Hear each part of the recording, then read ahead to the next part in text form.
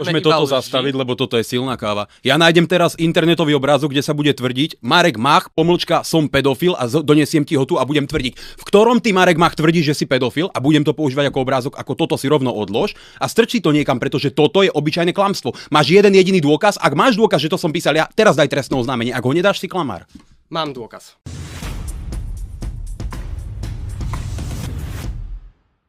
Som Šimon Žďarský a vítam vás pri ďalšom dieli mojej relácie.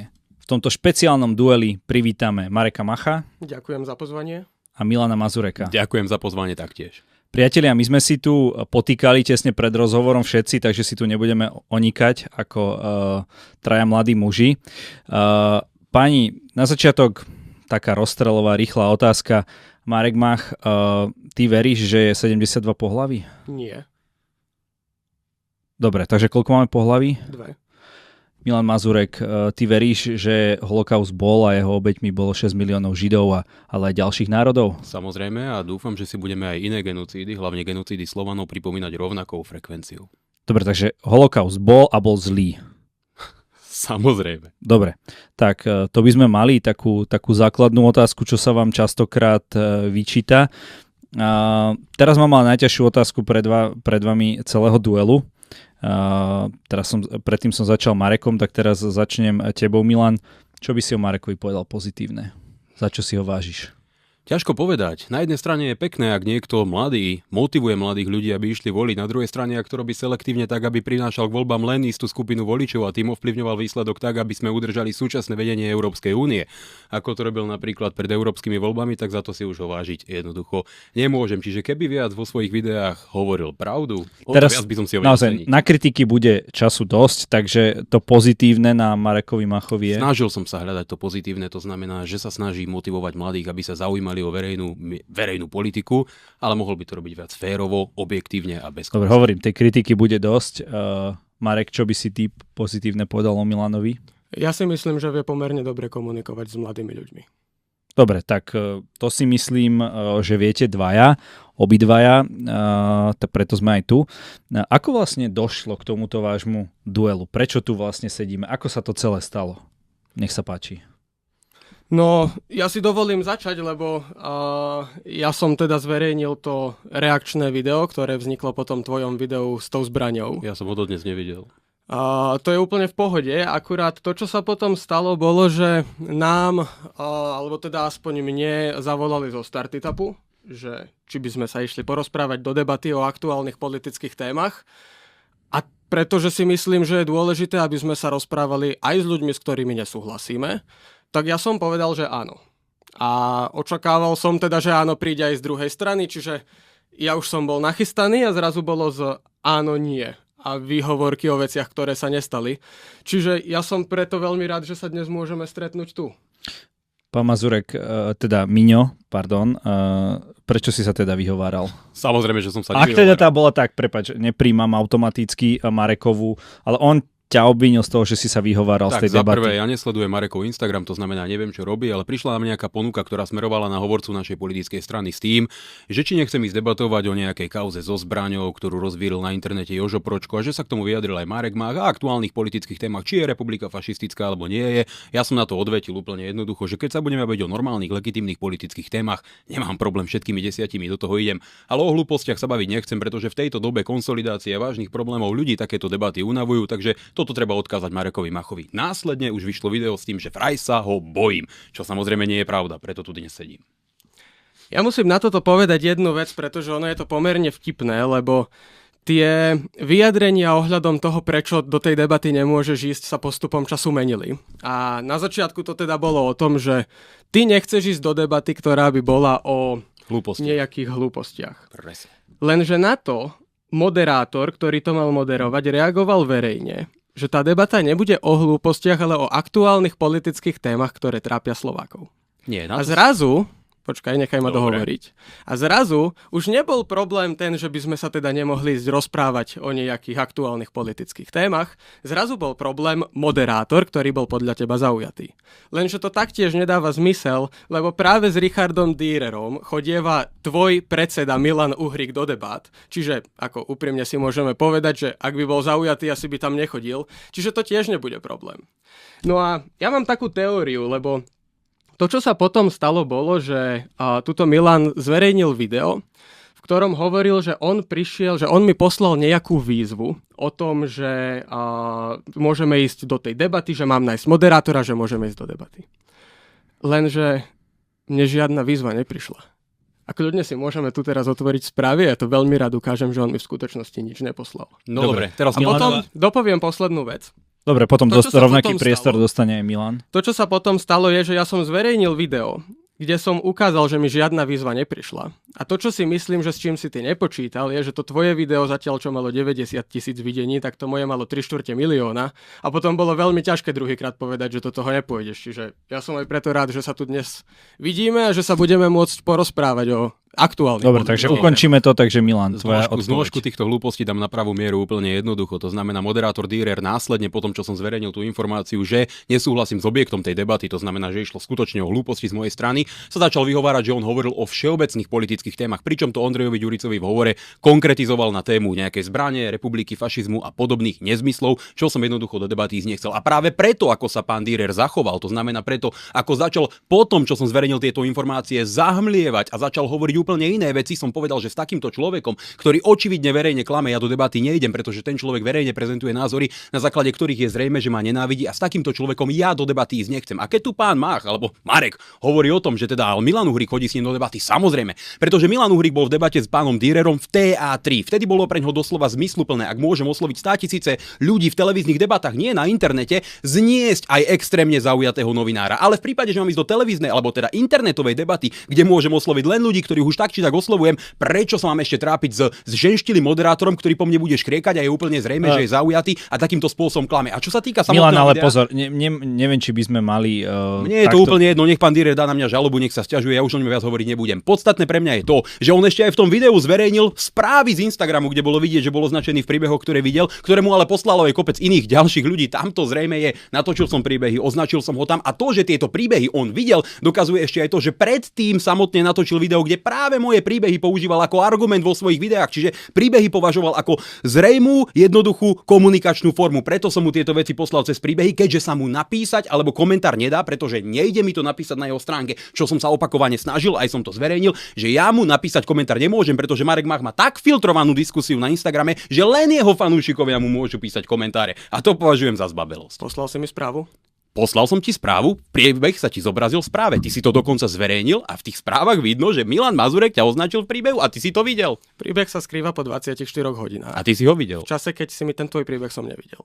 Pretože v čase, keď ty si mi ho poslal, ja som bol v Rakúsku na fóre Alpbach, čo je mimochodom vidieť aj z mojich videí, ktoré som v tom čase zverejňoval, že sa nenachádzam na Slovensku. A Instagram nemám v telefóne nainštalovaný. Čiže keby si to naozaj úprimne myslel, že sme sa chceli stretnúť, mohol si mi poslať správu. Poslal si mi správu? To je neuveriteľné. Čiže akože dobre pani, tak tuto už by som to asi ukončil. Obidvaja ste povedali to, čo mali, či bol príbeh, nebol príbeh. Dôležité je, že ste tu, a poďme sa teda baviť, každý teda mohol dať posolstvo za seba. Toho, že čo teda ľudí trápi. Momentálne bola schválená novela ústavy, kde sa zadefinovali dve pohlavia, ale aj rôzne iné veci, napríklad nejaká národná identita a naša zvrchovanosť v kultúrno-etických otázkach. Je toto, páni, to, čo Slovákov trápi dnes? Áno, nie? Nie. Ja si myslím, že čiastočne to veľké množstvo ľudí trápi. Prečo? Trápi to preto, pretože sa sem najmä zo západných kultúrnych prostredí šíri ideológia, ktorá učí už aj malé deti, že si môžu meniť svoje pohlavie. Dokonca ich motivuje k tomu, že existuje viac ako dve pohlavia. V Nemecku máme zákon, podľa ktorého si aj 12-ročné deti na základe rozhodnutia súdu v rozpore s názorom rodičov môžu meniť pohlavia. A v prípade, že rodičia do toho chcú zasiahnuť, tak súd môže rozhodnúť v rozpore s ich názorom, že nie, my vaše dieťa zmeníme, preoperujeme na iné pohlavie. A toto ľudí trápi, pretože sa boja, že to spomenul si prepáč, že teda hneď takto familiárne, ale príde mi to jednoduchšie. Spomenul si, že tu hovoria ľudia o viac ako dvoch pohlaviach, no ja ešte som nepočul názor, že by niekto na takúto otázku povedal mená tých konkrétnych ľudí a kedy o tom hovorili, že tu existujú nejakých viac pohlaví. Tuto Marek povedal, že existujú dve pohlavia. To je super, Marek je napred, ale ja poviem dve mená. Pani Cigániková, pani Kolíková. Keď som bol v Národnej rade, predkladali návrh zákona o hanobení rodovej identity. To znamená, že tvrdili, že každý, kto bude tvrdiť nejakému človeku, ktorý sa neidentifikuje ani ako muž, ani ako žena, to znamená mimo tých základných dvoch pohlaví a bude tvrdiť, že je 35. pohlavie a ja by som ho za to kritizoval, tak za to môžem ísť do väzenia. Taký zákon SAS predkladala. Progresívne Slovensko to má priamo napísané v programe. A keď som pani Cigánikovej a Kolíkovej, je to v rozprave v Národnej rade v záznamoch, dal otázku.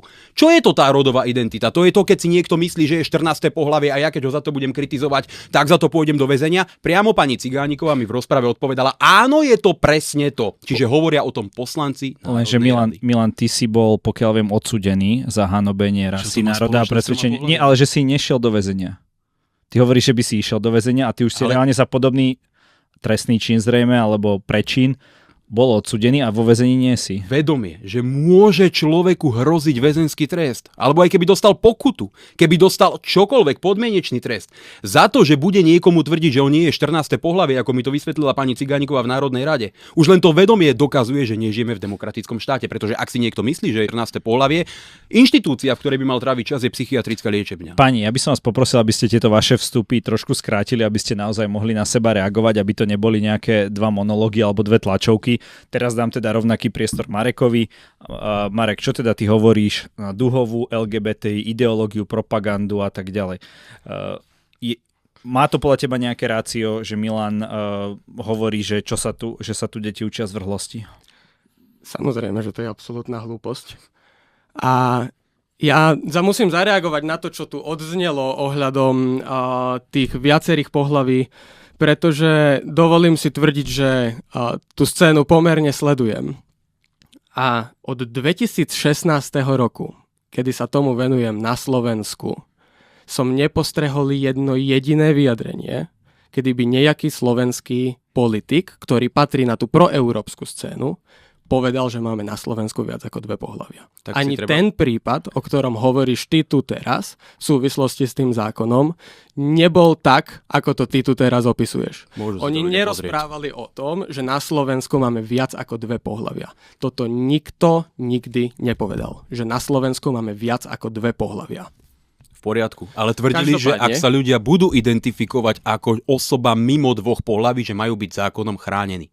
To znamená, že pripustili ich existenciu. Logika. Teraz sa dostanem k tomu, o čom sme sa rozprávali. Toto som už vyvrátil, to sa nestalo. Nevyvrátil to. A teraz sa dostanem k tomu, o čom sme sa rozprávali v súvislosti s tou ústavou, lebo tu práve Milan rozprával o tom, že to je jedna z vecí, ktorá ľudí trápi. My máme takú aplikáciu, volá sa Spoznaj svoj kraj. Chceme ňou promovať cestovný ruch na Slovensku. Ja som obišiel celú republiku. Bolo to asi 3 týždne naspäť a bol som od Záhorskej vsi až po Novú Sedlicu. Trvalo mi to asi týždeň a pol a ja som sa počas toho týždňa a pol, pokaždé, keď som niekde prišiel, rozprával s ľuďmi o tom, čo ich tam trápi. A to rozprávam o tom, že som sa rozprával s pohraničnými policajtami na ukrajinskej hranici, rozprával som sa s predavačkami, rozprával som sa s ľuďmi, ktorí ma ubytovávali. A jedna jediná debata, napriek tomu, že som sa rozprával s ľuďmi, ktorí so mnou nesúhlasia, jedna jediná debata nebola o tom, že by mi niekto povedal, že sa ráno zobudí a to, čo ho trápi, je, že niekto hovorí, že máme viac ako dve pohlavia. Lebo to za prvé nikto nehovorí z toho proeurópskeho tábora a za druhé, to, čo ľudí naozaj trápi na Slovensku, je, že si nemôžu dovoliť drahé potraviny, je, že nemajú dostatočne vysoké platy, aj konsolidácia, tak ako tu dnes prebieha. Pretože to, čo je faktom, je, že nikto na Slovensku nepotrebuje gejov viac ako republika. Pretože keby tu neboli, tak vy nemáte o čom rozprávať. Dobre, Milan, ty si volený zástupca ľudu, keď to tak poviem, takže ty im máš načúvať doslova zo zákona a si teda povinný ich zastupovať v najlepšom vedomí a svedomí. Takže ty si myslím tiež z východného Slovenska? Ano. Niekde od Prešova? Od Popradu. Od Popradu, pardon. Hovoria ti ľudia, že toto ich trápi? Alebo nehovorím, že to je najväčšia téma, ale proste dostávajú sa ti také názory, že robte s týmto niečo? A presne o to ide. Ja stále a jasne a zreteľne komunikujem, že prioritou pre ľudí je lepší život, lepšie životné podmienky, bezpečnosť na ich uliciach.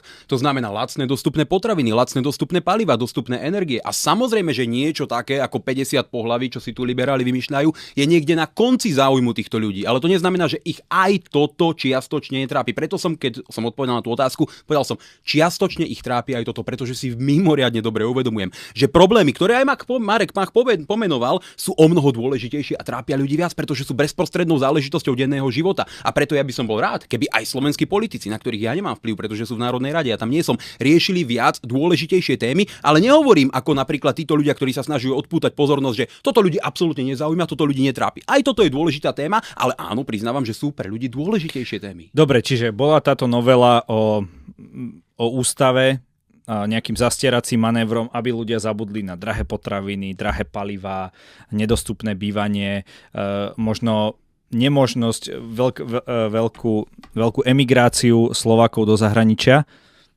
aby sa to načas prekrylo. Čo myslíte? Ja si myslím, že Smer áno, chcel odpútať pozornosť, to nebudem v žiadnom prípade popierať, ale to neznamená, že téma sama o sebe nemá svoju vážnosť a dôležitosť. To, že to urobili takýmto spôsobom a preto to urobili, to je niečo, čo môžu posudzovať ich voliči, ale to, že mi to vyhovuje, považujem to za správne, to už je zase iný názor. Marek, na druhú stranu boli prieskumy viaceré, ktoré hovorili, že vo väčšine, niektoré v menšej väčšine si želajú vlastne tieto dve pohlavia zadefinované v ústave a súhlasia s týmito zmenami. Čo ty na to? Ako to je taký prieskum, viete, no. Keď začali sme tú debatu o tom, že si sa ma spýtal, či sú dve pohlavia.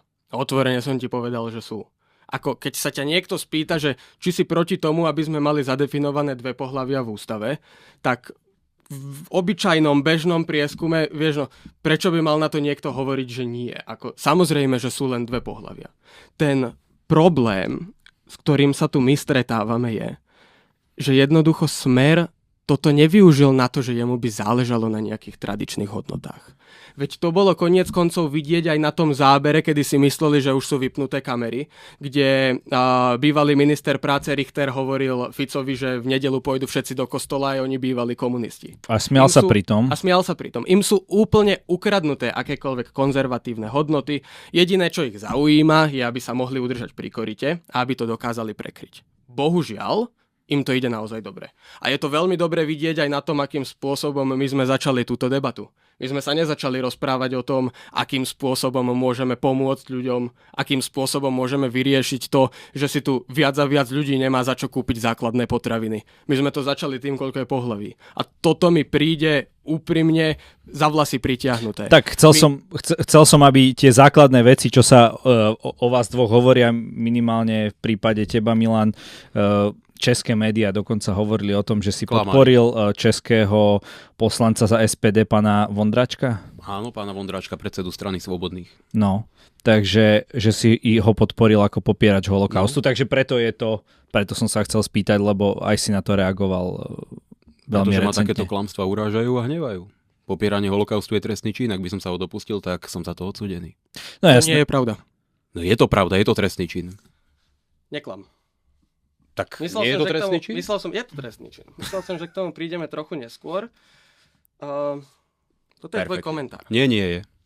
Vydrž. Toto je na tom fantastické. Chlapec príde, vymyslí si nezmysel, internetový obrázok. Nie je to môj komentár. Toto je komentár, ktorý sa na Facebooku objavil pod slovom Miňo Mazurek. Super. A teda pod profilom Miňo Mazurek, v ktorom ty tvrdíš, že neobhajujem žiadny režim, ale o Tretej ríši vieme môžeme iba toto lži. zastaviť, lebo toto je silná káva. Ja nájdem teraz internetový obrázok, kde sa bude tvrdiť Marek Mach, som pedofil a donesiem ti ho tu a budem tvrdiť. V ktorom ty, Marek Mach, tvrdíš, že si pedofil a budem to používať ako obrázok, ako toto si rovno odlož a strčí to niekam, pretože toto je obyčajné klamstvo. Máš jeden jediný dôkaz, ak máš dôkaz, že to som písal ja, teraz daj trestné oznámenie, ak ho nedáš, si klamár.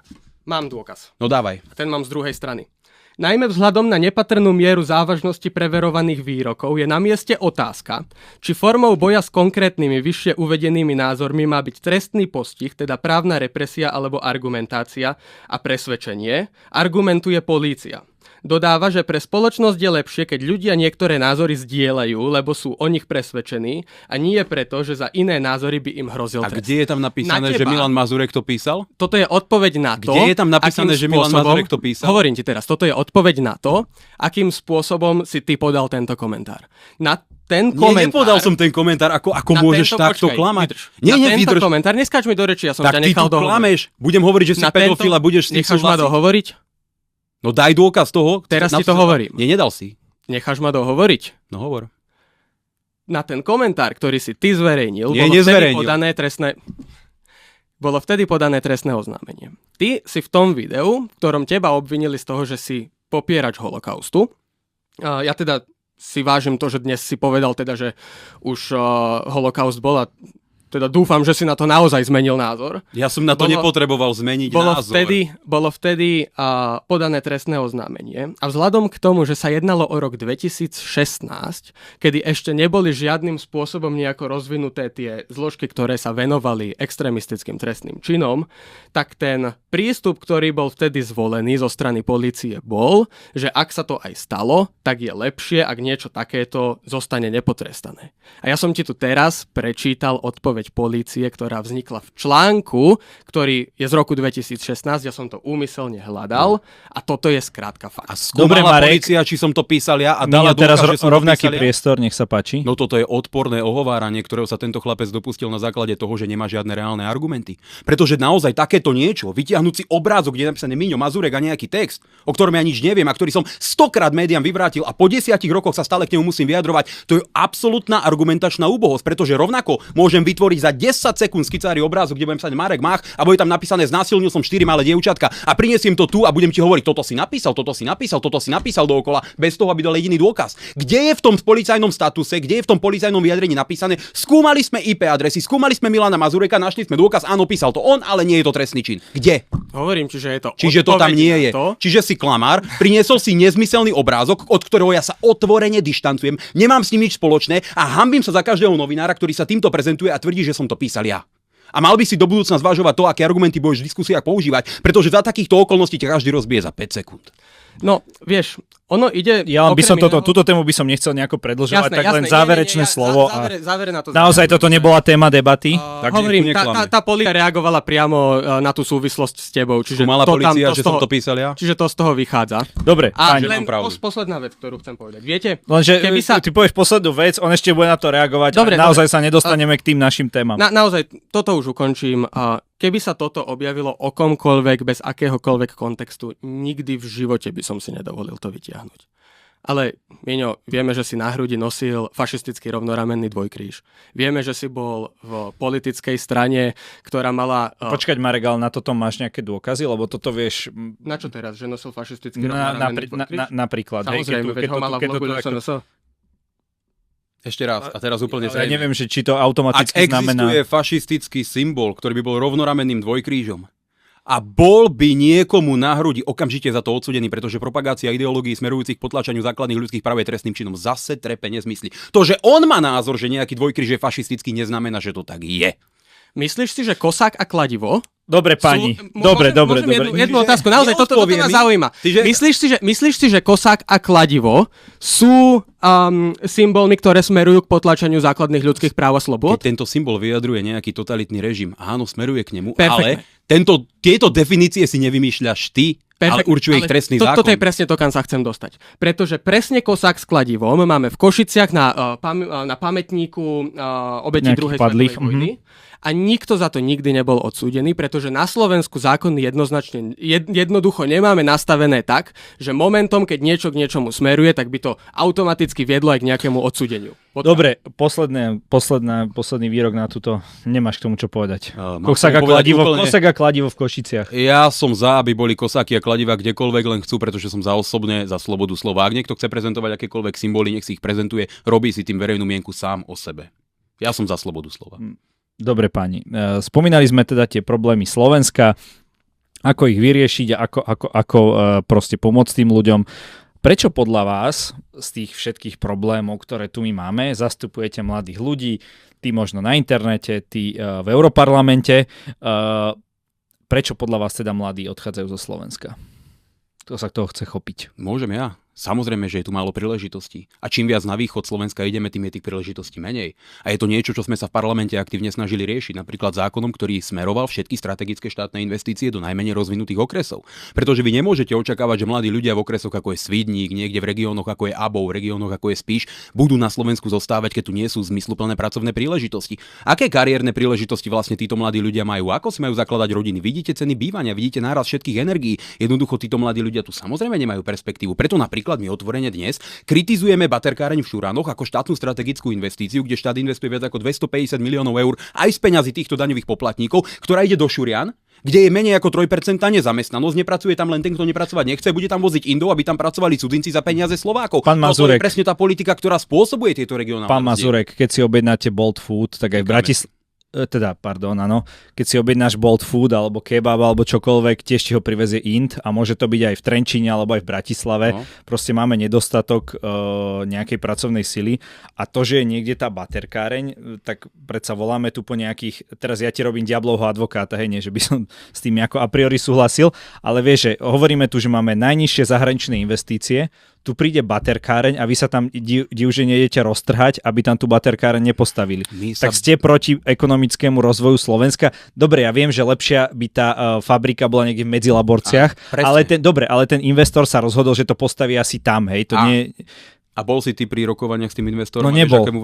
Nebol. Presne o to ide. A ty si bol? Alebo niekto od vás? Ale viem veľmi dobre, že keby sa vláda intenzívne snažila, aby tieto investície smerovala do najmenej rozvinutých regiónov, kde aj mladí ľudia, ktorí majú rodiny, by povedzme za 1,000 eur v čistom radi pracovali, tak by to bolo 100-krát lepšie, ako sem voziť Indov. Lenže vláda robí všetko preto, a nie len táto vláda, všetky vlády, aby smerovali všetky strategické investície na západ. Či už je to Jaguar Land Rover, či už je to Porsche, či už je to práve teraz v tomto prípade napríklad tá baterkáreň jednoducho. Ale aj to Porsche sa rozhodlo, že pri tej hornej strede si to postaví, vieš, že a ty si myslíš, že ty im povieš, že tá vláda si myslí, že pre Fica by to akože nebolo lepšie, keby niekto postavil v Medzilaborciach nejakú tú Porsche baterku, fabriku, alebo čo tam vyrábajú? Presne o tom ide z pozície vlády nastavovať podmienky tak, aby sme donútili tých investorov, aby viac investovali na východe. Ak sme si prerátali napríklad tých 700 miliónov eur, ktoré boli investované do Jaguaru, Land Roveru, a keby sa tie isté objemy finančných prostriedkov napríklad investovali do investičných stimulov pre malých slovenských domácich podnikateľov, živnostníkov, SROčky, tak by sme dosiahli omnoho väčšie výrazne navýšenie zamestnanosti, ako to máme napríklad dnes v Jaguari, kde pracuje 3000 ľudí, z čoho väčšina je cudzincov. Ja musím na toto zareagovať, lebo ono to je klamstvo. Posledná vec, ktorú by som naozaj potreboval v tejto debate robiť, a ani to robiť nebudem, lebo ja si nemyslím, že predchádzajúca vláda bola nejaká úžasná. Ale to, že všetky... Tak možno na tom sa zhodnete. Všetky vlády tu dávali investície len na západné slovenské klamstvo. Väčšinu investícií. Povedal si všetky. Všetky strategické. A to je klamstvo. Ako Volvo sme videli, že teraz vyrastlo na východnom Slovensku a tak ďalej. Nefunguje, je to posledná. A to je úplne jedno. Ako podstatné je, že sa tam stavia, a podstatné je, že tu sú aspoň nejaké snahy, aspoň na niektorej časti politického spektra pomáhať aj východu. Ale každopádne musím zareagovať na inú vec, lebo ja silno pochybujem, že z tých 20% mladých ľudí, ktorí odchádzajú študovať do Českej republiky a ďalej do západnej Európy, sa drvivá väčšina z nich, ja si myslím, že to nespraví ani jeden, že sa ráno zobudí a povie si, že budeme mať baterkáreň v Šuranoch, ja tu na to prdím, idem študovať do Brna. To je skrátka, ak sa rozprávame o mladých ľuďoch, tak ako, sorry, ale baterkáreň v Šuranoch fakt nie je problém mladých ľudí. Nie, problém je to, čo je problém, neskáč mi do reči, ja som ťa nechal dohovoriť. To, čo je problém mladých ľudí je, že tu nemáme dostatočne dobré školstvo. To, čo je problémom mladých ľudí, je, že tu nemáme dostatočne dobré pracovné príležitosti a tak ďalej. A teraz to, čo je problém mladých ľudí, je aj dostupnosť bývania, ktorá je na Slovensku jedna z najhorších. A teraz, vieš, ja som si dal tú námahu, že ja som si pozrel za posledné 2 roky všetky videá, ktoré si zverejnil na sociálnych sieťach. A musím povedať, že naozaj v niektorých prípadoch si vybral témy, ktoré mladých ľudí naozaj trápia a rozprával si o tých prípadoch. Jedným z takých bola napríklad dostupnosť bývania a podobne, čo si myslím, že je dobré, lebo podľa mňa by sa politici mali viac zaujímať o to, ako sa žije mladým ľuďom. Lenže ja som si potom dal aj tú námahu, že ja som si pozrel, ako Mazurek vlastne hlasuje v tom Europarlamente, keď príde na riešenie nejakých problémov, ktoré by mladým ľuďom naozaj mohli pomôcť. A spomeniem len zo pár takých príkladov, ktoré tu môžem použiť. Nedávno bol v Europarlamente návrh na vytvorenie takej aliancie vysokých škôl, čo by veľmi zjednodušene povedané znamenalo, že keď by niekto išiel študovať napríklad na Univerzitu Komenského a chcel by sa ľahšie dostať na nejakú lepšiu školu do zahraničia, tak by bolo oveľa jednoduchšie, aby mohol mať napríklad titul z viacerých univerzít a mohol ísť popri tom štúdiu na Univerzite Komenského aj niekde do zahraničia a potom sa vrátil naspäť a podobne. A toto by určite napríklad nechalo nejakú časť mladých ľudí na Slovensku, ktorí inak odchádzajú do zahraničia za lepšími školami. Milan Mazurek, ja to tu mám aj vyťahnuté, môžeme sa na to potom pozrieť. Myslím, že si hlasoval proti, alebo si sa zdržal. Áno, hrdo hlasoval no, proti. Tak... A ešte mám dva príklady. Potom povedz prečo. Ďalší príklad je, že na úrovni... Poďme najskôr poďme túto jednu tému prebrať, nech sa to nemieša. Takže ak teda sa hrdo hlásiš k tomuto hlasovaniu, prečo? Pretože Marek Mach to vyťahuje čerešničky z torty. Pretože tieto návrhy, ako napríklad Aliancia vysokých škôl, bola plná rôznych investícií, ktoré mali byť smerovať do tzv. Rodovo vyvážených projektov. To znamená, malo sa zohľadňovať, kto má aké pohlavie pri prideľovaní rôznych formov grantov a dotácií. Mali smerovať finančné investície do politických mimovládnych organizácií, ktoré prezentujú ideológiu, ktorá na školách z môjho pohľadu nemá absolútne čo robiť. Keby šlo o normálnu zmysluplnú spoluprácu univerzít, všetkými 10 som za. Ale keďže všetky tieto návrhy sú naplnené touto ideológiou, týmto dúhovým balastom, pomocou rôznym formám imigrantov, zvýhodňovaním rôznych menšín, tak jednoznačne, že nemôžem hlasovať za. Lenže on tieto veci buď nečíta, alebo si podľa nadpisu urobí názor. Ale Milan, otázka je, že či ty si teraz z týchto návrhov nevyberáš tie čerešničky, aby si potom mohol povedať, že však ja som konštantne proti LGBT. Ja by som bol naopak rád hlasoval za zmysluplné návrhy. Lenže oni ich nedokážu predložiť v zmysluplnej otázka je, podobe. vieš, dobre, ja chápem, proste časť návrhu ti na tom, dajme tomu, vadí. Veľká časť. Dobre, veľká časť, nie je to nejaká minorita, hej, že popri tom, že tu máme efektívne, dobré školy a tak popri tom chceme tu rodovú ideológiu promovať toleranciu napríklad voči... To sa tak krásne volá, v skutočnosti je to intolerancia, ale my tu hovoríme úplne jasne, že keď návrh príde do Európskeho parlamentu, už vtedy má v sebe obrovské množstvo tzv. Duhovej ideológie, potom prídu rôzne frakcie ako Renew, Left, Greens a podobne, ktorí ho naplnia ešte obrovským množstvom ďalších duhových ideológií, ktoré prejdú v pozmeňujúcich návrhoch a za takýto návrh ja potom samozrejme hlasovať nebudem. Dobre, Marek, rovno sa... Môžem? No, okay. Veľmi dobrá poznámka, ktorá myslím si, že perfektne dokáže to, ako Milan Mazurek zavádza klame. Lebo ako úprimne, posledná vec, ktorú teraz potrebujeme nejakým spôsobom sa zastávať smerákov. Tí od rána do večera rozprávajú o dúhových veciach, to isté, čo ty. Ale keď to tak je, prečo potom Kaliňák, Nevedialová zo Smeru hlasovali za? Chod sa ich spýtať. No ja sa ich nepotrebujem spýtať, ja viem. Ono je to tak preto, no lebo sa mi potrebujem pýtať ich, pýtam sa na to teba, pretože ono je to tak preto, že jednoducho vy síce áno, vy niekedy poukazujete na problémy, ktoré mladých ľudí naozaj trápia. Ale keď potom reálne príde na to, že by ste mali podporiť niečo, čo mladých ľudí udrží na Slovensku, tak hlasujete proti. Dokonca aj v prípade, nechaj ma dohovoriť dnes. Môžem sa pozrieť na ten papier hlasovací, nech teda študujem počas... A hlasujete proti. A toto nie je jediný príklad. Ako my máme na Slovensku obrovský problém s tým, že mladí ľudia si nevedia dovoliť bývanie. Obrovský problém s tým máme. Dokonca aj pani Lašáková zahlasovala. Ale veď to je ich problém, treba sa ich na to pýtať, čo s tým ja mám. Netreba sa na to ich pýtať, akože treba... Otázka bola na mňa, prečo som to nepodporil, ja som to vysvetlil. Áno, dobre, okej. Dobre, hovor. Druhý problém, druhý príklad, perfektná vec. Na Slovensku máme obrovský problém s nedostupnosťou bývania. Opäť, videl som, že si na to reagoval, videl som, že si povedal o tom, že tu máme problém s nedostupnosťou bývania.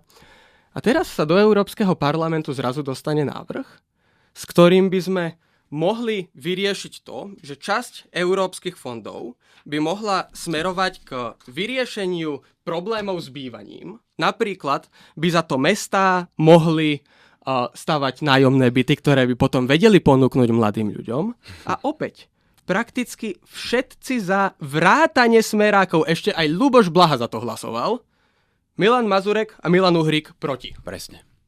Toto je perfektný príklad toho, ako oni... Tak ale pozor, Ľuboš Blaha, kedy si chodil na Prajdy. Áno, chodí na Prajdy dnes, akože zase nerobme z Ľuboša Blahu nejakého No liberála. to určite nie. Ale veď vy nemôžete posudzovať mňa na základe toho, ako hlasujú nejakí smeráci, veď každý poslanec má vlastne svedomie, pýtajte sa ich, ja vám viem presne zdôvodniť, prečo som bol proti. Dobre, hrdím sa tým.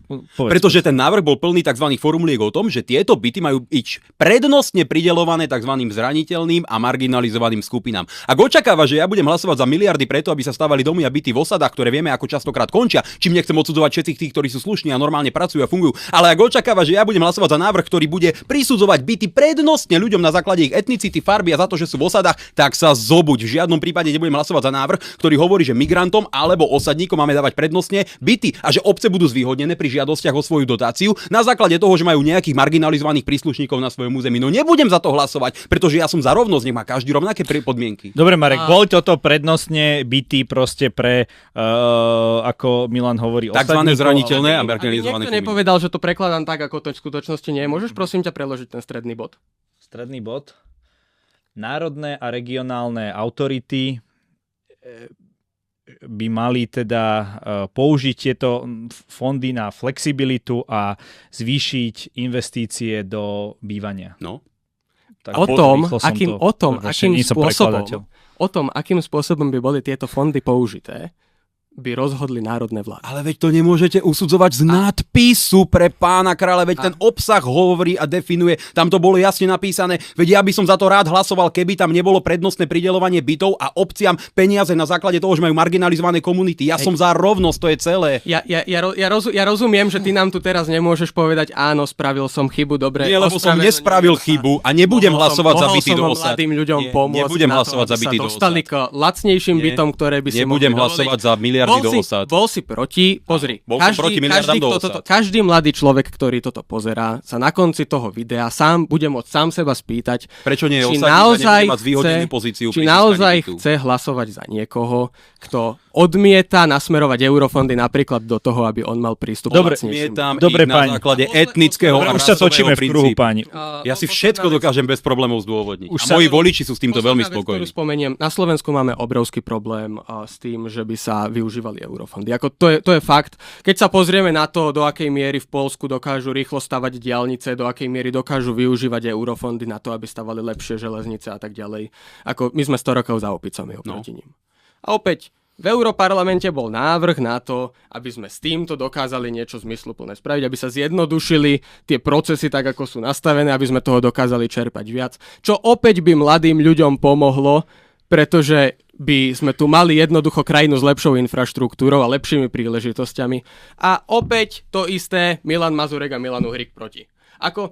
Viete, ono je strašne ľahké na základe videí z Facebooku, ktoré sú plné nejakej dúhovej agendy, progresívcov, médií a ja neviem čoho, si tu teraz povedať, že to je človek, ktorý nám chce. Dobre. A potom sa pozrieme na to hlasovanie. Dobre, nech sa páči. Prečo by odo mňa voliči chceli, aby som čítal návrhy, ktoré mi predkladajú na hlasovanie? Veď môžem pristupovať veciam ako Marek Mach. Pozrite, má to pekný nadpis, je tam napísané niečo fajn, znie to dobre, zahlasujem za, veď nie som predsa normálny a nebudem si to celé čítať. Lenže ja tie návrhy čítam, naši asistenti o tom diskutujú, skúmajú to, posudzujú každý jednotlivý pozmeňujúci návrh. Častokrát tam sú stovky pozmeňujúcich návrhov a na základe celého aspektu týchto skutočností sa vo finále rozhodujem. To sa nedá robiť takto jednoducho, ako to robí on. Viete, pre ňoho je svet gombička, pristupuje k tomu ako 15-ročné dieťa pri vianočnom stromčeku. Tak zase pozor. Nedávajme invektívy. Ale veď vám tu čítal ti tu nadpis a povedal, že Mazurek je zlý, lebo sa nerozhodol na základe nadpisu. Veď ten návrh je komplexný, má stovky strán. Ja sa predsa nebudem rozhodovať na základe toho, že ty si videl nadpis. Rozumieš tomu? Ja to čítam do detailu a keď tam nájdem nejaké veci, ktoré sú pre Slovensko škodlivé alebo idú priamo do rozporu s principiálnym stanoviskom, ktoré zastáva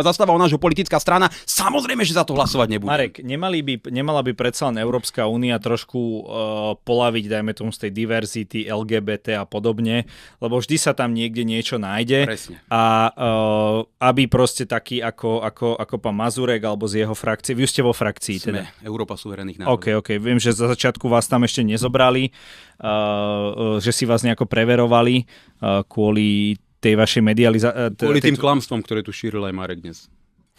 OK. Otázku asi chápeš, že či tá EÚ zbytočne netlačí tieto témy a potom to ľudí ako Míňo a jeho voličov štve a preto za to nehlasuje. to, čo sa deje v drvivej väčšine prípadov, a opäť hovorím, ako ja tu nemám potrebu niekoho alebo nejakým spôsobom si niečo zastávať. To, čo sa deje v drvivej väčšine prípadov je, že my sme to videli dobre aj na týchto hlasovaniach. Ak by tie návrhy boli otvorene nejaké ako silne pro LGBT a ja neviem čo, tak ako úprimne asi by za to tí smeráci nehlasovali. Ja neviem, za čo smeráci hlasujú, prečo ma s nimi spájaš? No, oni hlasovali za to isté, za čo si ty nehlasoval a pred chvíľou si to čítal. Tak ako, tu teraz presne vidíme, ako nehovoríš pravdu. Ale veď smeráci... Zrazu nevieš, o čom smeráci hlasovali aj za Dobre, nechaj ho odpovedať. A hlasoval si o tom s nimi a zrazu nevieš, o čom to bolo. Milan hovorí, že hlasovali za Green Deal, smeráci hlasovali za zákaz spaľovacích motorov, smeráci hlasovali za migračný pakt a ja by som bol vo všetkom proti. To je čo za argument? Za migračný pakt hlasovali v roku 2000, kedy to za bolo tento teraz to posledný nehlasovali. Nie, ale v tom predchádzajúcom Beňová aj nevedelo a boli za migračný pakt. Veď rozumieš, oni hlasujú častokrát úplne opačne ako my, oni sú socialisti. Ja som sa chytil presne toho, ako ty si povedal, že nevieš, o čom to bolo. A presne to je podstata tej veci. Teraz to je predchádzajúce. No, nemyslím si, že povedal, že neviem. Povedal, že ja neviem, o čom oni hlasovali. Nie, ja som povedal, neviem, prečo oni hlasujú tak, ako hlasujú. Každý si to bude môcť preložiť, nemusíme pretočiť, nemusíme sa teraz tu okolo toho točiť. To, čo je fakt, je, že skrátka, veď sa pozrime na tie veci, ktoré sa okolo nás stavajú z eurofondov. Pre Boha živého, veď to sú nové školy. Keď prejdeme po meste a nájdeme niekde nejakú jednu konečne opravenú budovu, tak je pri nej vlajka Európskej únie. Pretože to máme zaplatené z európskych peňazí. A ja naozaj nevidím, že tie hasičské stanice by teraz mali povinne dúhové vlajky po bokoch, alebo že v školách by sme deckám tlačili do hlav nejakú ideológiu. Ja jediné, čo vidím, a to je skrátka fakt. Ako ktokoľvek sa prejde po slovenských mestách, sa môže na to pozerať. Ja jediné, čo vidím, je, že ak sem prídu peniaze z Európskej únie, tak je to spojené s nejakou opravenou cestou, je to spojené s opravenou hasičskou stanicou, je to spojené s opravenými školami a potom si človek otvorí Facebook a napriek celej tejto realite toho, čo vidíme naozaj v uliciach, je to plné toho, ako Európska únia nám tu tlačí nejaké LGBT, migrantov a ja neviem koho všetkého. Ja úplne chápem. Ako to je...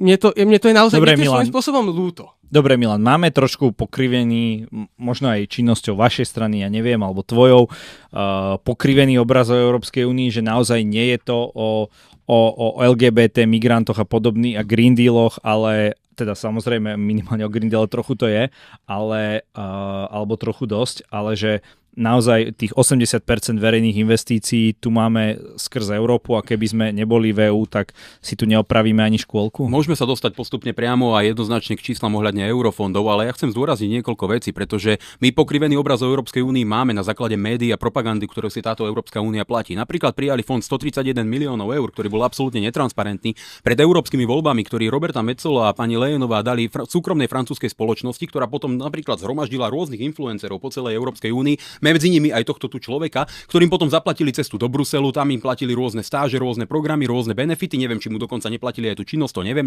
nevidel som, pretože je to absolútne netransparentné. Platili ti cestu do Bruselu? Kto? Platili ti cestu do Bruselu? Ja sa pýtam, Európska komisia...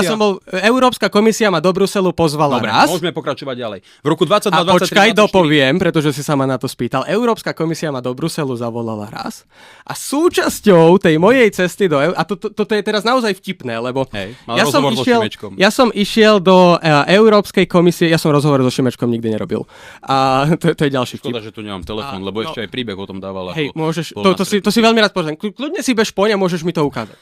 Ale ja som rozhovoril... Zostaňte v tomto štúdiu, dobre? To, čo chcem povedať, je, že toto je pomerne vtipné, lebo ja práve ten jedenkrát, čo som tam bol, tak ak si správne spomínam, my sme mali stretnutie s DG-kom. To je konkrétne časť Európskej komisie, ktorá sa okrem iného venuje aj komunikácii. A čo je vtipné je, že ja som tam napríklad práve kritizoval to, akým spôsobom oni pristupujú ku komunikácii a riešeniu niektorých problémov na Slovensku, kedy som opäť cestoval po Slovensku a v Banskej Bystrici, v nejakej takej obci, naozaj na takom zničenom, skrachovanom družstve, som našiel billboard, na ktorom bolo napísané, že Európska únia je tvoja budúcnosť a tam bol obrázok osoby tmavšej farby pleti, ako nabíja elektromobil. Dobre, môžem sa už dostať Toto bola jedna z vecí, ktorú ja som práve tam na tomto kritizoval, že som im povedal, že pokiaľ naozaj nebudú komunikovať tie problémy, ktoré ľudia... A toto bol nejaký oficiálny plagát, akože, alebo to bola nejaká antikampaň? Nie, to bol normálny oficiálny kampaň v rámci tej EU4U, alebo... Ja poviem presne prečo, aby som sa dostal k tej podstate. A toto bola jedna z vecí, ktorú som tam kritizoval, čiže môžeš tu akože vyťahovať teraz také veci, že mňa tam Európska komisia zavolá, ja im riešim nejakú propagandu, alebo neviem čo, ale to je klamstvo. Točil si video o tom, aby mladí ľudia išli do Európskej únie, voliť teda do Europarlamentu, motivoval si ich k tomu, aby voliť išli a viem presne prečo si volajú takých ľudí ako si ty, to znamená prečo pozývajú cielene a len týchto proliberálnych, progresívnych influencerov. Prečo nezavolali nikoho s konzervatívnymi názormi? Prečo nezavolali nikoho s vlasteneckým pohľadom? Pretože im išlo o manipuláciu v týchto voľbách. Oni veľmi dobre vedia, ako takí ľudia ako Marek Mach a podobní majú svoje publikum nastavené. Keď má 3 videá o tom, ako treba ísť voliť do Európskeho parlamentu, pozrite, tu som v Bruseli, pozrite, tu som na Európskej komisii, pozrite, tu sa robí to a to, tak a tak fungujú eurofondy a potom 3 videá o tom, aký je Mazurek fašista, ako je Uhrík nepriateľný. Oni presne vedia, aké publikum on zastupuje. Oni presne veľmi dobre vedia, že jeho publikum sú progresívni voliči, že sú to mladí ľudia, ktorí nepôjdu voliť Republiku, nepôjdu voliť Smer, pôjdu voliť progresívne Slovensko. A takýchto ľudí cez rôzne benefity, že im zaplatia napríklad túto cestu do Bruselu, si pozvú, aby potom natočili video, poďte voliť do európskych volieb. Oni potom voliť idú tí mladí ľudia, koho samozrejme volia, keďže majú len týchto progresívnych influencerov, volia progresívne Slovensko, ktoré potom hlasuje za to, aby Lejenová bola volená do funkcie a dokonca následne hlasuje za to, aby nebola odvolaná. Čiže takýmto spôsobom si títo predstavitelia Európskej komisie cez naivných mladých ľudí kupujú svoje alebo manipulujú výsledky volieb a to je niečo, čo je podľa mňa absolútne nepriateľné a zavrhnutia hodné. A môže nám povedať, ktorý konzervatívny, ktorý vlastenecký, ktorý prezentuje podobné názory ako ja, influencer, bol s ním v Bruseli. Ani jeden jediný. Od 2020., kedy máme to naše občianske združenie, vieš mi povedať jeden príklad, kedy som ja nejakým spôsobom podporil progresívne Slovensko? Teraz som vysvetlil presne, ako to funguje. Povedz mi jeden príklad. Vieš mi povedať jeden príklad? Ak máš voličku... Vieš mi ale povedať ja sa tu nebavím ako malým dieťaťom. Hej, vieš mi povedať jeden príklad, v ktorom som ja otvorene podporil... O to zvrhlejšia je tvoja aktivita. O to zvrhlejšia je tvoja aktivita, pretože cieľene útočíš len na Smer a Republiku. Všetci veľmi dobre vedia, akých voličov zastupuješ, akú skupinu ľudí tam asi máš. Môžeš sa hrať na hlupáka, ale vieš to veľmi dobre. A následne, keď túto cielenú skupinu ty motivuješ ísť voliť, tak vedia veľmi dobre, že oni nepôjdu hlasovať za euroskeptické alebo eurorealistické strany. Pôjdu hlasovať za proeurópske strany. Takže ty to vieš veľmi dobre a o to sofistikovanejšia a zvrátenejšia je tá motivácia. Nevieš mi povedať jeden príklad. Presne takto, presne pred týmito voľbami. Progresívnych voličov si nahnal voľba. Jeden príklad, kde som ja ľuďom hovoril, že majú voliť progresívne Slovensko. Dobre, čiže môžeme ísť takto ďalej. Nevieš mi ho povedať. A toto je presne... Ale veď ty klameš ako malé dievča, veď to je nepredstaviteľné. Ty vieš dobre... Nechaj ma dohovoriť. Vydrž, nechaj ma dohovoriť. Koho volí väčšina tvojho sledovateľa? Ja neviem. Vieš, a toto je na tomto lepšie. Ja prisám Bohu, môžete ma normálne teraz zobrať na detektor. Ja nemám prieskum, ani neoficiálny v rámci nejakých štatistík na Instagrame. Koho volia ľudia, ktorí nás sledujú na Instagrame. Samozrejme, predpokladám, že vy to asi nebudete, to sa nebudem zase tváriť, že by som predpokladal, že áno. Každopádne, čo je potrebné povedať, a to je taktiež pravda, že keď sa pozriete napríklad na tie čísla tých mojich videí na Instagrame, tak 80% ľudí, ktorých vidia, a to teraz nepreháňam, ani si nevymýšľam, môžeme sa na to kľudne pozrieť, sú ľudia, ktorí ma ani nesledujú. Ako toto je presne ten príklad toho nejakého tu strašenia progresivizmom a ja neviem čím. Za 5 rokov toho, čo robím pod občianskym združením, doslova nikto nenájde jedno jediné moje vyjadrenie, kde ja by som niekomu hovoril, akú konkrétnu politickú stranu má voliť. Ale a či to bol, neskáč mi do reči, nechaj ma dohovoriť. Hovoríš im, ktorú nevoliť?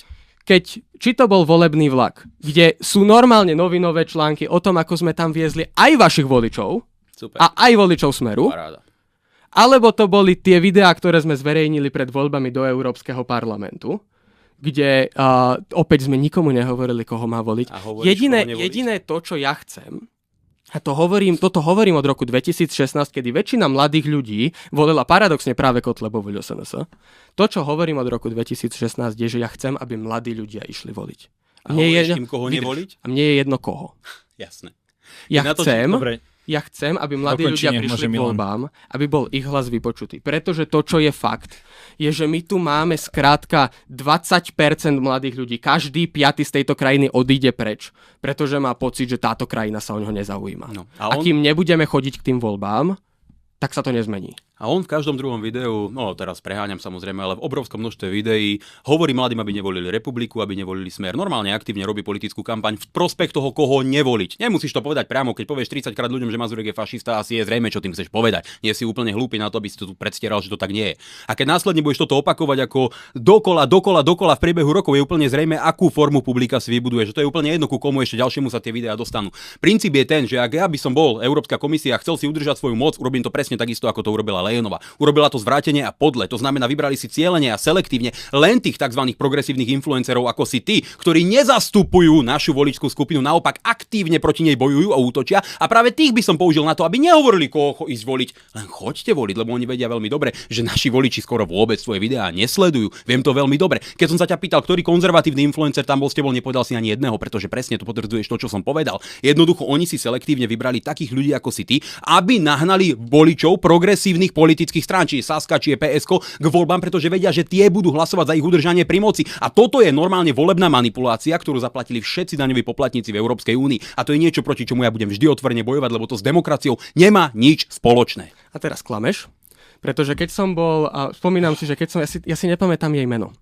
Keď som bol na jednom tomto stretnutí v Európskej komisii, tak tam bolo dievča z Nemecka, ktoré malo pomerne konzervatívne názory. Ja som sa pýtal na Slovensko. Tak ale keď som tam bol zo Slovenska jediný, tak koho ti mám povedať? No veď presne o to ide. Že keď volali jednu osobu, tak ako čo, asi tam dvaja nebudeme. Presne. Ale toto je opäť presne ten istý príklad, že aj to, že hovoríš ľuďom, koho nevoliť. Ja nehovorím ľuďom, koho nevoliť. Lenže tu sú fašisti. Ja hovorím ľuďom fakty. A opäť... Také, jak s tým statusom. Vieš mi povedať jedno moje video, v ktorom ja som nejakým spôsobom klamal a potom som sa za to neospravedlnil? Áno, 100-krát si povedal, že Republika alebo ja sme fašisti. Si klamár. Teraz si tu klamal na video o tom, že som napísal niečo, čo som nenapísal. Bol si odsúdený za hanobenie národa a rasy? A čo to má s fašizmom? A čo to má s tým súdom? Ja som hrdý na to, že ten súd tak rozhodol, ako rozhodol. Spýtam sa ťa teraz. Bol si odsúdený za hanobenie národa a rasy? Bol som odsúdený a dokladne teraz hovorím úplne na rovinu a pred všetkým, že som hrdý na to, ako ma tento skorumpovaný systém vyznamenal za to, že som povedal to, čo si myslí väčšina obyvateľov Slovenskej republiky. Pretože ti dám jednoduchú otázku. Predstav si, že by ťa za tvoje politické výroky, nie za to, že si vyzýval na nejaké zabíjanie, nie za to, že si niekoho zbil alebo nejakým spôsobom ublížil. Predstav si, že ťa za tvoje politické výroky súdi sudca, ktorý kandidoval za republiku, za názory. Veril by si tomu, že bol spravodlivý súdny proces? Samozrejme. Takže ty by si veril, že keby ťa sudca za republiku súdil pritom, keď opakovane tvrdíš, že republika je fašistická, za tvoje politické názory, že by bol spravodlivý, hej? Počkaj, Milan, ale takéto niečo bolo. Áno. Predsa Kisku odsúdil presne sudca, ktorý potom kandidoval Presne toto som chcel povedať. Kisku odsúdil sudca, ktorý bol potom v Europarlamente za LSNS. A Kiska sa neodvolal, to znamená, že bol s rozsudkom spokojný, ale to je niečo iné. Ja hovorím o tom, že ja plne to rozhodnutie súdu rešpektujem. Toto, ako sorry, ale toto ti teraz fakt nevyšlo. Ešte raz, počkaj, dojdeme k podstate. Nie, ty dneska ty skočil mi do reči.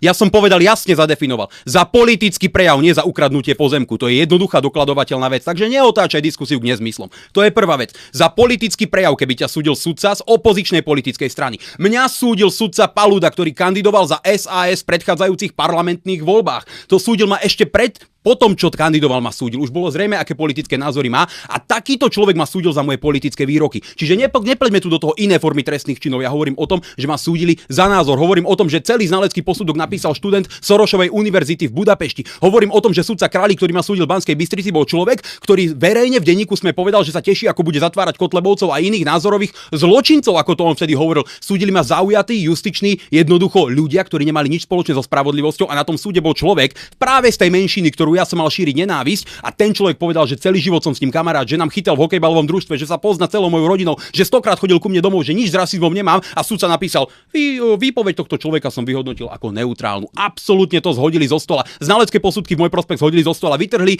jednoducho a zreteľne jednu alebo dve vety z celého môjho hodinu a pol dlhého rozhovoru, ktorý si určite nevidel. Teraz sa za to staviaš, že ty hovoríš, že si za to hrdý, že... Ja som hrdý za to, že ma takýmto spôsobom vyznamenali, že som tomuto systému ukázal pravú tvár, a preto sa ma pokúsili nechceli dať takýmto spôsobom dole, pretože som neurobil nič zlé, absolútne nič zlé a nech mi dajú nálepie, koľko len chcú. Ktokoľvek, kto si vypočul tú reláciu, povedal mi: Milan, ty si nepovedal nič zlé. Dokonca tam boli študenti z právnickej fakulty, univerzity Mateja Bela Banskej Bystrici, ktorí tam prišli na štúdium a na začiatku povedali: no, nemáme toho Mazureka radi, a potom za mnou prišli dve dievčatá po skončení toho súdu, keď videli, keď sa tam premietala celá tá relácia, povedali mi: my sme čakali, že ty si tam povedal, že cigánov treba zabiť alebo niečo podobné. A ty si tam nepovedal dokonca ani slovo cigán dokopy párkrát. Hovoril si, že ty ich rozlišuješ, že ty poznáš priateľov. Veď to je strašné, čo urobili, veď to je vytrhnuté z kontextu. Milan, ale ty, pozor, ty teraz média. hovoríš dosť závažné veci. To bol, predpokladám, prvostupňový súd, tento súdca. Prvostupňový súd bol Králik a druhostupňový na najvyššom súde ma súdil Paluda.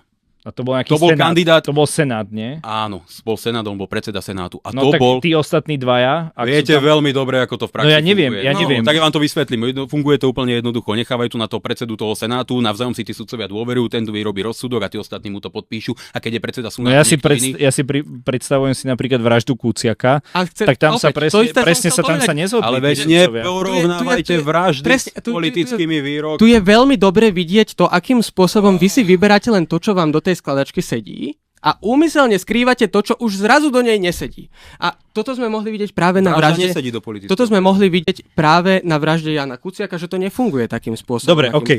Dobre, to sme si povedali, ale Marek, kde by mala byť teda tá sloboda prejavu? Za čo by si ty, lebo to sa tu častokrát hovorí o slobode slova, liberalizme a tak ďalej. Na druhú stranu sa tu, cez COVID a cez vojnu na Ukrajine a neviem aké veci, sú tu nejaké názory proste, ktoré sú nepriateľné, na základe ktorých majú niektorí ľudia aj problémy so svojím zamestnaním.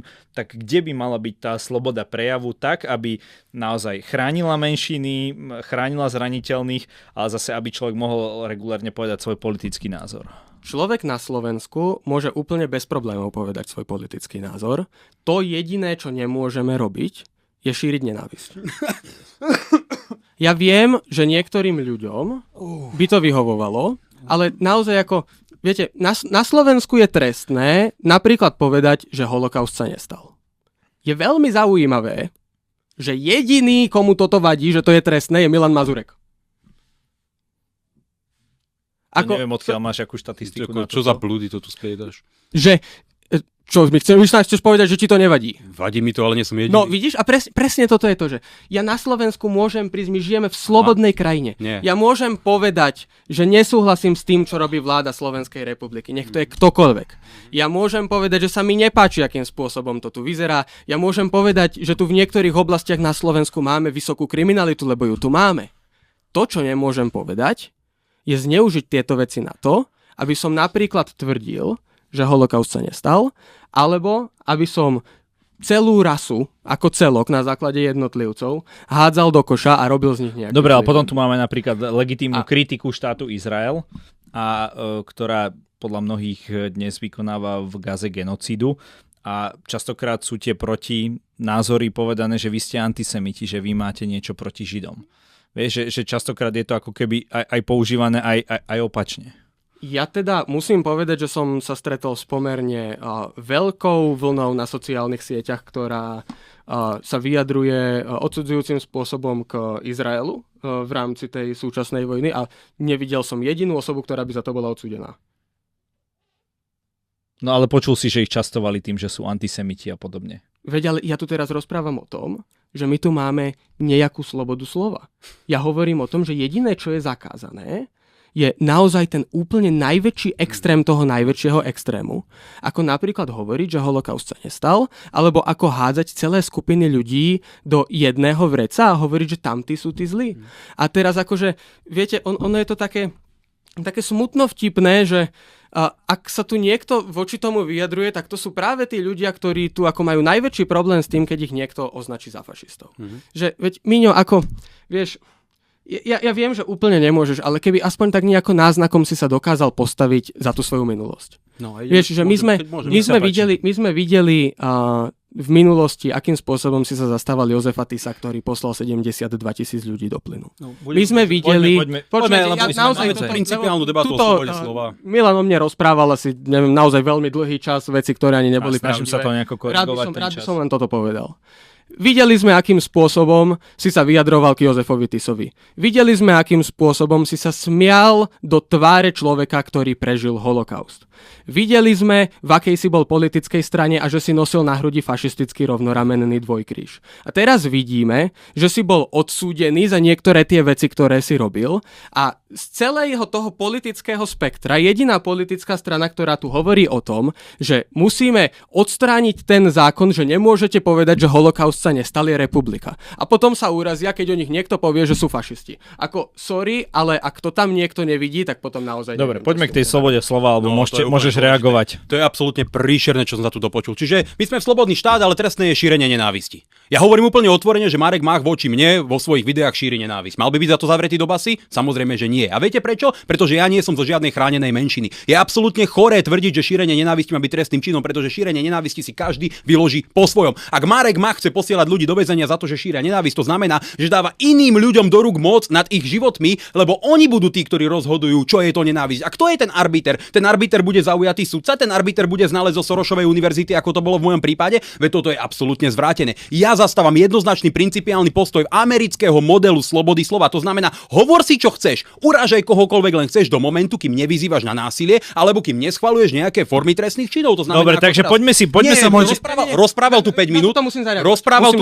Rozprával tu 5 minút a teraz nemôžem ja dokončiť. Čiže jednoznačne tu hovoríme o tom, že k fašizmu má bližšie tento človek, ktorý zastáva totalitné názory, pretože práve fašistické rôzne formy vlád, či už to boli nacisti alebo fašisti alebo komunisti, oni vytvárali špecializované súdy, ktoré posielali ľudí do väzení za šírenie nenávisti voči samotnému režimu. A kto bol ten, kto rozhodoval o tom, že či toto je objektívna kritika, či toto je kritika, ktorá má priestor v hraniciach slobody slova, alebo už ide o šírenie nenávisti. No boli to práve režimní aparátčici, ktorí potom posielali ľudí nie len do väzení, ale aj na smrť. Samozrejme, dnes za to dostanete pokutu, možno pôjdete do väzenia, lebo vraj šírite nenávisť. Ak by to šírenie nenávisti bolo nejakým spôsobom zrejme, to znamená, že by som povedal, že tamtých a tamtých treba poslať do nejakých plynových komôr, alebo treba ich zabiť, alebo niečo podobné. To už nie je sloboda prejavu, toto je verejný podnet ku konaniu. Lenže oni museli nájsť znalca, ktorý musel zanalyzovať z hodinu a pol dlhého prejavu jednu vetu, ktorú vytrhol z kontextu a na základe tej musel dospieť cez 40 iných analógií k tomu, že ja som sa dopustil nejakého trestného činu. Presne o tomto tu hovorím. Toto sú ideologické trestné činy pochádzajúce z Orwellovej knihy. Toto sú normálne trestné činy, ktoré zavádzali totalitné režimy a v demokratickej spoločnosti nemajú mať absolútne žiaden priestor. A to je rozdiel medzi mnou a Marekom Machom. Ja som za to, aby on svoje nezmysly mohol verejne stále tvrdiť. Som za to, aby mohol verejne točiť svoje videá, kde tvrdí, že som fašista, a som za to, aby všetci ostatní mohli rovnakým spôsobom útočiť na Mareka Macha alebo mohli kritizovať kohokoľvek bez ohľadu na to, či si niekto povie, že táto menšina potrebuje nejakú špeciálnu formu ochrany. K fašizmu má v tomto prípade bližšie on. Veď ale o tej kritike hovorím aj ja. Ale každopádne, toto je dobre, môžeme sa posunúť ďalej. Si za absolútnu slobodu slova, aby ľudia mohli povedať veci, ktoré sú možno nepríjemné, ale aby mali to právo hovoriť druhým nepríjemné veci. To je tá sloboda, ktorú tu dnes nemáme. Presne tak. Ešte toto? Čo mi to tu ukazuješ môj profil? Vieš, čo je toto? Ty mi ukazuješ môj profil? Áno. Lebo presne takto vyzerá tvoj profil potom, čo ti človek pošle nejakú vec, ktorá sa ti nepáči. To je strašné. Presne takto vyzerá tvoj profil potom. Čo tým naznačuje, že niekoho zabanoval, alebo čo? Samozrejme, že zabanoval, pretože Milan Mazurek, najväčší obhajovateľ slobody slova, teda samozvaný, ktorý tu o sebe takto rozpráva, že on chce len slobodu slova, banuje ľudí, ktorí mu pošlú niečo, čo sa mu nepáči. Áno. A teraz, ten najväčší vtip, keby si náhodou chcel povedať, že to bol človek, ktorý tam šíril nejakú nenávisť alebo na niečo nabádal, tak som si rovno pripravil aj druhú stranu. Pretože jediná vec, ktorú ten človek spravil, bolo, že ti poslal moje video. Super. Takýmto spôsobom ty pristupuješ k druhým ľuďom. Od rána do večera na sociálnych sieťach kritizovať nejakú slobodu slova, stále tu rozprávať o tom, ako to má byť absolútne neobmedzené, ako všetci majú mať právo na všetko.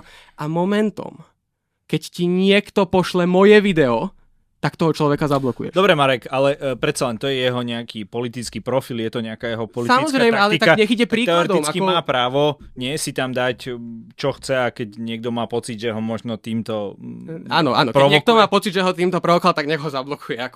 Samozrejme, že to môže spraviť.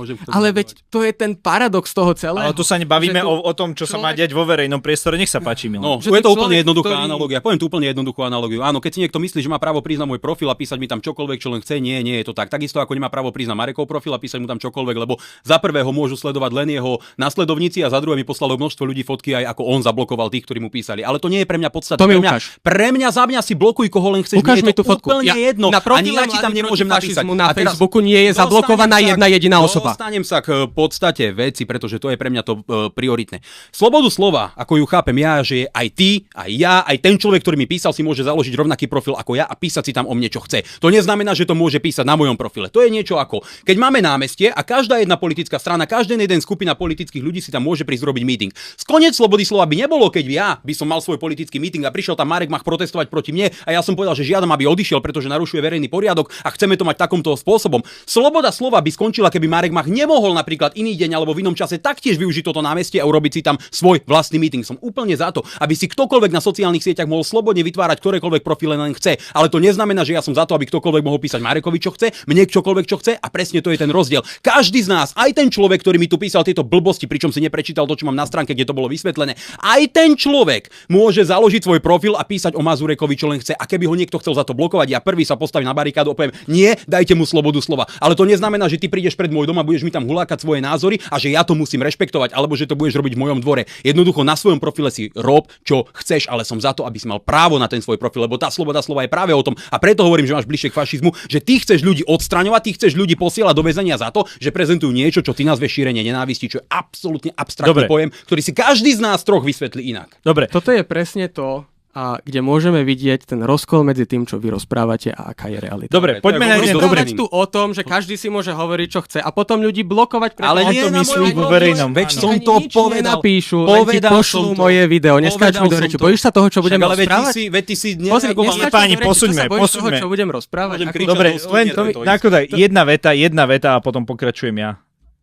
Že ja mám môžem povedať. Jedna veta. Toto je ten príklad toho, akým spôsobom pristupujú k slobode slova. Blokovať ľudí, ktorí im len pošlú video. Dobre, ďakujem. Poďme sa pozrieť na jeden výrok, keď sme pri tej slobode slova. Ten, kto momentálne údajne sedí v úvodzovkách za slobodu slova, je istý bezvýznamný pivničný youtuber, ktorý napísal: "Žeravým kutáčom ti do piči, ty bosorka."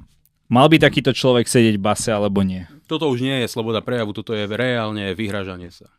Marek? Samozrejme, že nemal. No dobre. Tak... Toto je presne to. Tak ja som rád, že sa na tomto absolútne zhodnete. Ale toto je priamo podnet ku konaniu vykonať niečo, zabiť. On ešte dokonca zverejnil telefónne číslo, adresu a fotky. Ale to je presne, kde ja hovorím, že dokiaľ by povedal, že nemám ťa rád, alebo jej napísal aj tu vulgarizmus, len s tým, že nie niečo ti urobiť a nejakým spôsobom ťa zabiť, je mi to jedno. Ale v momente, keď vykonáva nejaké konanie alebo podnecuje k tomuto konaniu, alebo sa vyhráža nejakým konaním s následkom smrti alebo ťažkého ubliženia na zdraví, samozrejme, že to už je niečo úplne iné.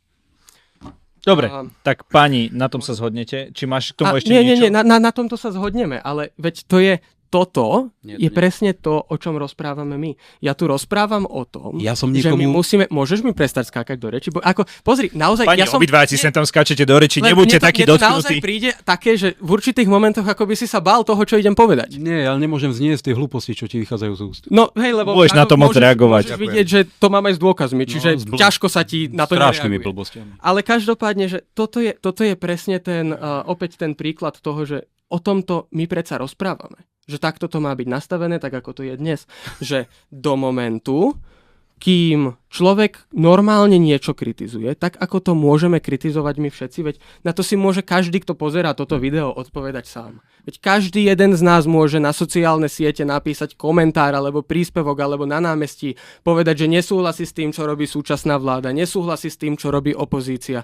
To je jedno, kto toto skrátka môžeme robiť. To, čo je problém, je, keď niekto vyzýva k násiliu alebo schvaľuje násilie. Áno, dobre, okej, tak na tom sa zhodnete. Nie, lebo tu je teraz povedal niečo úplne iné ako predtým. Predtým povedal, že trestné má byť šírenie nenávisti. Toto nebolo šírenie nenávisti, toto bol podnet ku konaniu, toto bolo normálne nebezpečné vyhrážanie, to čo si tu čítal. A to je ten rozdiel medzi mnou. Nebezpečné vyhrážanie má riešiť trestný zákon, ale nie tzv. Šírenie nenávisti, lebo to je abstraktný pojem. Teraz si to už nepovedal. A presne o tom je ten rozdiel. Ja nechcem posielať ľudí do väzenia len za to, že povedia svoj názor, hoc môže byť voči mne urážlivý, pretože to ani ja.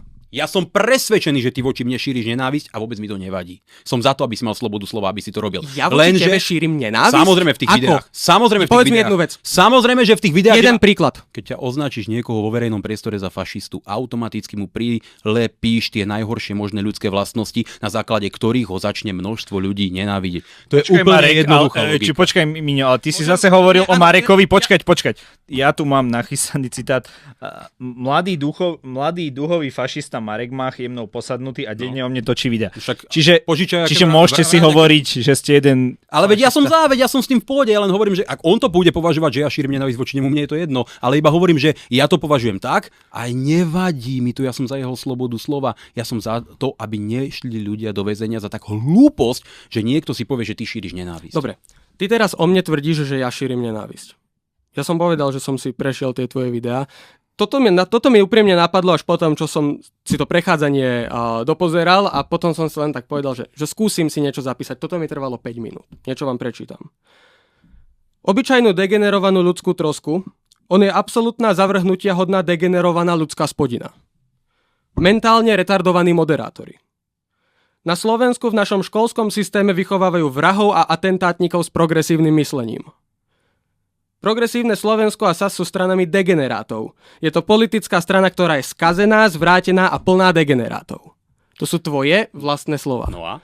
Teraz mi ty povedz nejaké moje podobné vyjadrenie. Ešte raz, ja som ti to povedal na konkrétnom príklade. Ak vo verejnom priestore niekoho označíš za fašizmus... Máš moje podobné vyjadrenie, ako takýmto spôsobom šírim nenávisť? Že Mazurek je fašista, hovorí Marek Mach, ale ja hovorím o niečom inom. Že každý si to môže...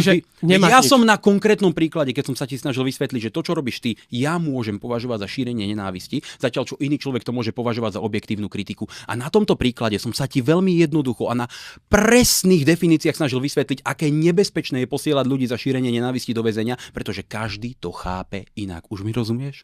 Ja som ti veľmi jasne povedal, že nesúhlasím s tým, o čom sme sa tu rozprávali. Tá moja hranica je o tom, o čom sme sa rozprávali v prípade toho daného Kollára. Tak potom treba zrušiť všetky protiextremistické trestné činy. Počkaj. Vieš mi povedať nejaký podobný príklad, ako som Marek, počkaj, nie, naozaj. Debatu tu vediem ja. Vrátime sa k tej pohodnej téme našej Európskej únii. Miňo, vy ste chceli organizovať referendum o vystúpení. Teraz už z toho nejakým spôsobom, a myslím, že aj pred voľbami ste z toho ustúpili. Tak aký je teda váš postoj k tomu, k zotrvaniu v súčasnej Európskej únii? Je to úplne jednoduché, áno, my sme sa snažili nie o vystúpenie z Európskej únie, o referendum. Ale referendum, kde by sa občania sami slobodne rozhodli, že či tá kritika a tie negatíva prevyšujú pozitíva, alebo je to naopak, kde by sa občania sami rozhodli. Videli sme to úplne zrejme, že v spoločnosti nie je podpora pre takýto počin. Jednoducho tie podpisy za toto referendum nestačili, nevyzbierali sa. To znamená, bolo úplne zrejme, bolo to niečo ako prieskum verejnej mienky, veľmi široký po celom Slovensku. Nebolo to preto, že ste sa snažili byť priateľnými koaličnými partnermi možno do vlády? Toto nemá absolútne s týmto nič spoločné. Tam my hovoríme o postoji verejnosti voči nám a voči tejto myšlienke. To znamená, väčšina slovenskej verejnosti jednoducho nechce vystúpiť z Európskej únie, to je fakt. A na základe takéhoto faktu je potom zrejme, že nechcú podpisovať petíciu, ktorá by viedla k vyhláseniu referenda. To je celé, čo si myslím. A čo sa týka môjho aktuálneho nastavenia voči Európskej únii, ja hovorím, že súčasné vedenie Európskej únie výrazne poškodzuje európske členské štáty, výrazne poškodzuje ľudí, oberá ich o slobodu, ničí ekonomiku, predražuje ľuďom potraviny, predražuje ľuďom energie, predražuje ľuďom bývanie. To sú všetky tie témy, o ktorých sme tu hovorili, a preto si myslím, že musíme robiť všetko preto, aby sme toto vedenie vymenili. Aká bude budúcnosť Európskej únie, ja neviem. Ale v tomto prípade, keď to pôjde takto ďalej, že napríklad teraz budeme zase prehodnocovať rozhodnutie o zákaze spaľovacích motorov, teraz sa o tom budeme diskutovať budúci týždeň v Štrasburgu. Keď toto všetko pôjde takýmto spôsobom ďalej, ja tvrdím, že Európska únia neprežije, pretože je samozničujúca v súčasnom nastavení. Musím zareagovať, musím. Čo sa týka zákazu spaľovacích motorov, nesúhlasím s ním ani ja. Postrehol som teda, vy od rána do večera rozprávate o tom, že autá so spaľovacími motormi nesmú byť zakázané. Od rána do večera o tom rozprávate svojim voličom. Tak by človek aspoň čakal, že keď už sa reálne o niečom takom bude v Európskom parlamente rokovať, takže tam budete nastúpení 2 dní popredu a budete na to hlasovanie čakať, len aby ste mohli nejakým spôsobom uvoľniť ten zákaz. A zhodou okolností takéto hlasovanie v Európskom parlamente bolo. V tomto máji. Keď sa menilo nastavovanie tých fleetových emisí na ten priemer za 3 roky. Inými spôsobmi, v Európskom parlamente bol návrh, aby bolo jednoduchšie pre automobilky predávať autá so spaľovacími motormi. Tak ja som si to hlasovanie pohľadal. A musím povedať, že spolu s poslancami Progresívneho Slovenska hlasoval za aj Milan Mazurek. Ale ako strana, ktorá o tom rozpráva od rána do večera, aby sa stalo, že polovica z vás, konkrétne teda ten druhý, Milan Uhrík, na to hlasovanie ani len nepríde, tak to je absolútny vrchol všetkého. Vy máte snať 2 politické témy, ktoré točíte od rána do večera. Zákaz spaľovacích motorov je téma číslo 1, o ktorej rozprávate stále, keď si odmyslím všetky tie hlúposti o LGBT a nejakých progresívnych ideológiách a neviem. Môžem sa pozrieť na to hlasovanie? Samozrejme, páči sa. A potom sa tu reálne hlasuje o tomto a Milan Uhrík tam ani len nepríde. Toto je to, akým spôsobom vy sa staviate k svojim voličom. Ale je to zaujímavé, že toto hlasovanie je, že aj progresívci, aj spolu s Republikou. Tu je pekne vidieť to, akým spôsobom oni sa zaujímajú o svojich voličov. Od rána do večera, nechaj ma dohovoriť. Od rána do večera strašia ľudí. Dobre, ja už si to povedal. Nech sa páči. Môžu pre nich reálne niečo spraviť, tak sa na nich vykašľú. Nech sa páči. Absolútne ľudsky nedôstojné takéto sprostosti vyťahovať. Tak on z tisícov hlasovaní vyťahne jedno jediné, kde ešte aj povie, že sme hlasovali správne, pretože tam rozložili to platenie tých pokút za to, že nedodržujú emisné limity na dlhšie časové obdobie, aby to tie automobilky vedeli zvládať, pretože sami priznali Európska komisia v tomto, že tie ich emisné pravidlá boli nedodržateľné, že sú to hlúposti a to sú presne tie príklady, ktoré hovorím. A on vyťahne to, že Milan Uhrík tam buď nebol, alebo mu nefungovalo hlasovacie zariadenie. Ja neviem teraz presne. Nebol tam. Nehlasoval ani v jednom hlasovaní v ten deň. No a presne o to ide. Kto vie, čo sa mohlo stať? Ja si vážne pamätám, čo bolo v máji. Teraz keby som zavolal Milanovi Uhríkovi, možno zistím, že bol niekde na pohrebe, možno zistím, že bol u doktora, možno zistím, že bol niekde s dieťaťom. To je veľmi zaujímavé, že videá na Facebook nahrávať mohol. Takýto chrapuň, veď videá na Facebook si naplánuješ týždeň dopredu a zverejňujú sa ti postupne, už prestaň. A takýto chrapuň tu teraz bude vyťahovať, že Milan Uhrík nebol na jednom z 1000 hlasovaní, pričom vidíš, že sme hlasovali správne, že to všetko prešlo bez problémov, že ten jeho hlas absolútne nejak nerozdelil, lebo 573 europoslancov bolo za 80% Európskeho parlamentu, čiže Milanov Uhrík hlas nemal absolútne žiadnu váhu. A len preto, aby si chabúčky argument niekde vytiahol, tak z 1000 hlasovaní nájde to, že Milan Uhrík jeden deň nebol v Európskom parlamente prítomný. Toto je už naozaj podle a úbohé. Zobuď sa, chlapče, pre pána kráľa. A ja len 2 veci veľmi v rýchlosti. Prvá, je to téma, ktorej sa venujete od rána do večera. A tebe sa môže stať, že si zlomíš nohu a neprídeš na hlasovanie. Potom tam nepríde Milan Uhrík. A druhá, Miňo, dobre, ale prosím ťa. Toto je vplyvná. Toto je naozaj úbohé. Toto je úbohé, toto je nedôstojné. Prosím ťa, nekrič tu tak. Sedím od teba asi meter. Ja chcem, aby si mi rozumel aj. Sedím od teba asi meter. Mikrofón máš od huby možno 10 cm. My ťa naozaj... Ho máš od papule tiež asi. My ťa naozaj počujeme veľmi dobre. Ak máš problém s tým, že sa nepočuješ, tak to je normálna ľudská vec, ktorá sa dá normálne riešiť. A ak to potrebuješ, tak si úplne bez problémov môžeš dať načúvatko, je v ňom aj baterka, a nemusíš tu tak vykrikovať. Je to normálna vec. Je to normálna vec. Neútoč tu, nevykrikuj tu, normálne sa s nami rozprávaj. Bez problémov si to môžeš rozbaliť. Kúpil som ti to, môžeš si to nechať, len tu prosím ťa nekrič. To, čo si spravil, bolo tak úbohé, že som ti to musel povedať jasne a nahlas.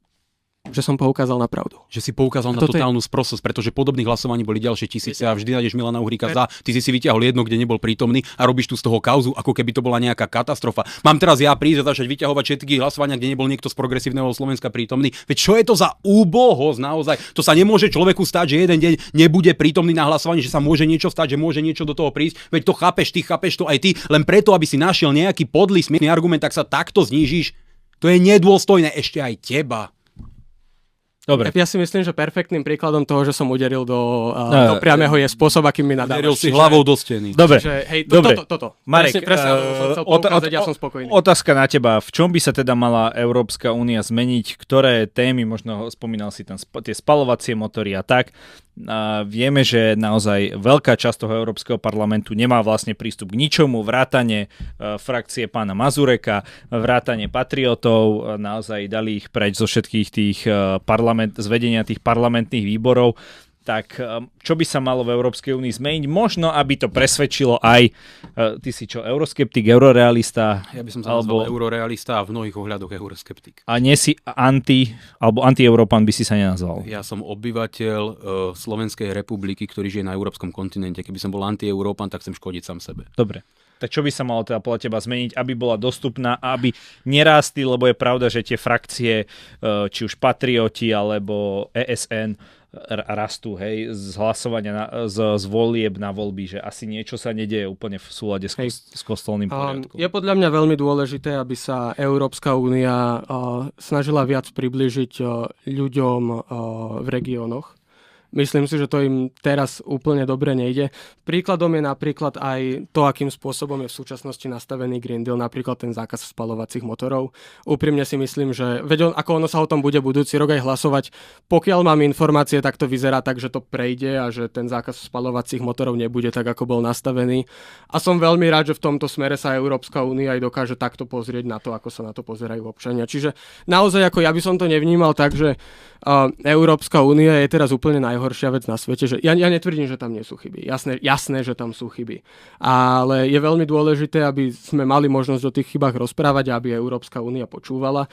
A jednu vec, ktorú musím povedať, je, že častokrát to, akým spôsobom sa k tomu ľudia dostanú od ľudí, ako je napríklad Milan Mazurek a podobne, to vôbec nie je tak, ako to je v skutočnosti. Čo sa týka napríklad aj toho zákazu spaľovacích motorov, veľa ľudí ani nevie o tom, že to bolo prijaté s tým, že sa to neskôr prehodnotí, bol to návrh, pretože niektoré automobilky na to dokonca tlačili a teraz v roku 2026 sa to má otvoriť znovu a pravdepodobne sa to teda posunie. To isté aj emisné povolenky pre domácnosti. Teraz sa v novinách objavili články o tom, ako ľudia budú platiť obrovské peniaze za emisné povolenky pre domácnosti od roku 2028.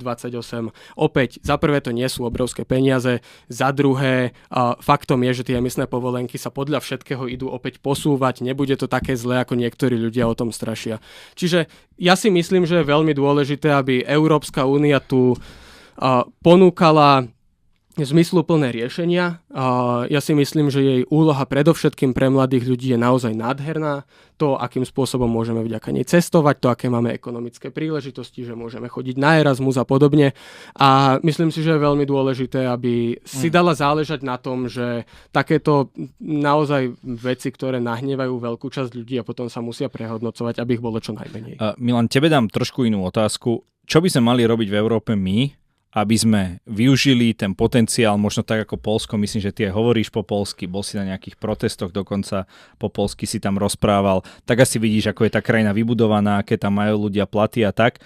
Čo by sme my mohli urobiť lepšie, alebo ty z pozície europoslanca, aby to tu nešlo do nejakých hacient, ale na budovanie proste infraštruktúry. Dobre, len musím v krátkosti reagovať na obidve témy, lebo obidvoch hovorili úplne nezmysly. Prvá je tá, že áno, zákaz spaľovacích motorov bol prijatý, ale bol prijatý zároveň úplne iným spôsobom, ako to hovorí on. To znamená, nebola to nejaká jemná malá formulka, ktorá sa bude v budúcnosti prehodnocovať. Boli vytvorené miliardové, desiatky miliard eur fondy, ktoré slúžili pre priemysel, pre automobilky, preto aby sa prispôsobili tomuto zákazu a preto s tým mnohé automobilky súhlasili, pretože na základe toho mohli čerpať obrovské sumy peňazí. Boli prijaté zákony aj v Slovenskej republike, ktoré prikazovali veľkú časť flotily verejných správ, aby to boli elektromobily. To bol nátlak z Bruselu priamo, aby sme museli mať určité percento aut z elektromobilov. Ale podobne takýto ale rovnako to bola podmienka aj vo fonde v pláne obnovy a odolnosti. To znamená, že sme museli kupovať, preto sme kupovali tie BMWčka pre policajný zbor, ktoré majú hybridy alebo potom tie elektrické auta, pretože to bolo tlačené všetkou možnou silou a až teraz, keď napríklad aj riaditeľ Mercedesu to už otvorene povedal, že to proste nejde, že to je nezmysel, že ľudia o tie auta nemajú záujem, že stále sa nedokážu konkurenčne vyrovnať spaľovacím motorom, až teraz to prehodnocujú. Takže nie, Európska únia robila všetko preto, aby to natlačila do ľudí, ale Leyenová ešte aj v poslednom prejave, kde hovorila o stave únie, hovorila, že to potrebujeme ponechať. Teraz je to druhá téma, tie emisné povolenky pre domácnosti, systém ETS 2 hovoril, to nie sú strašné peniaze.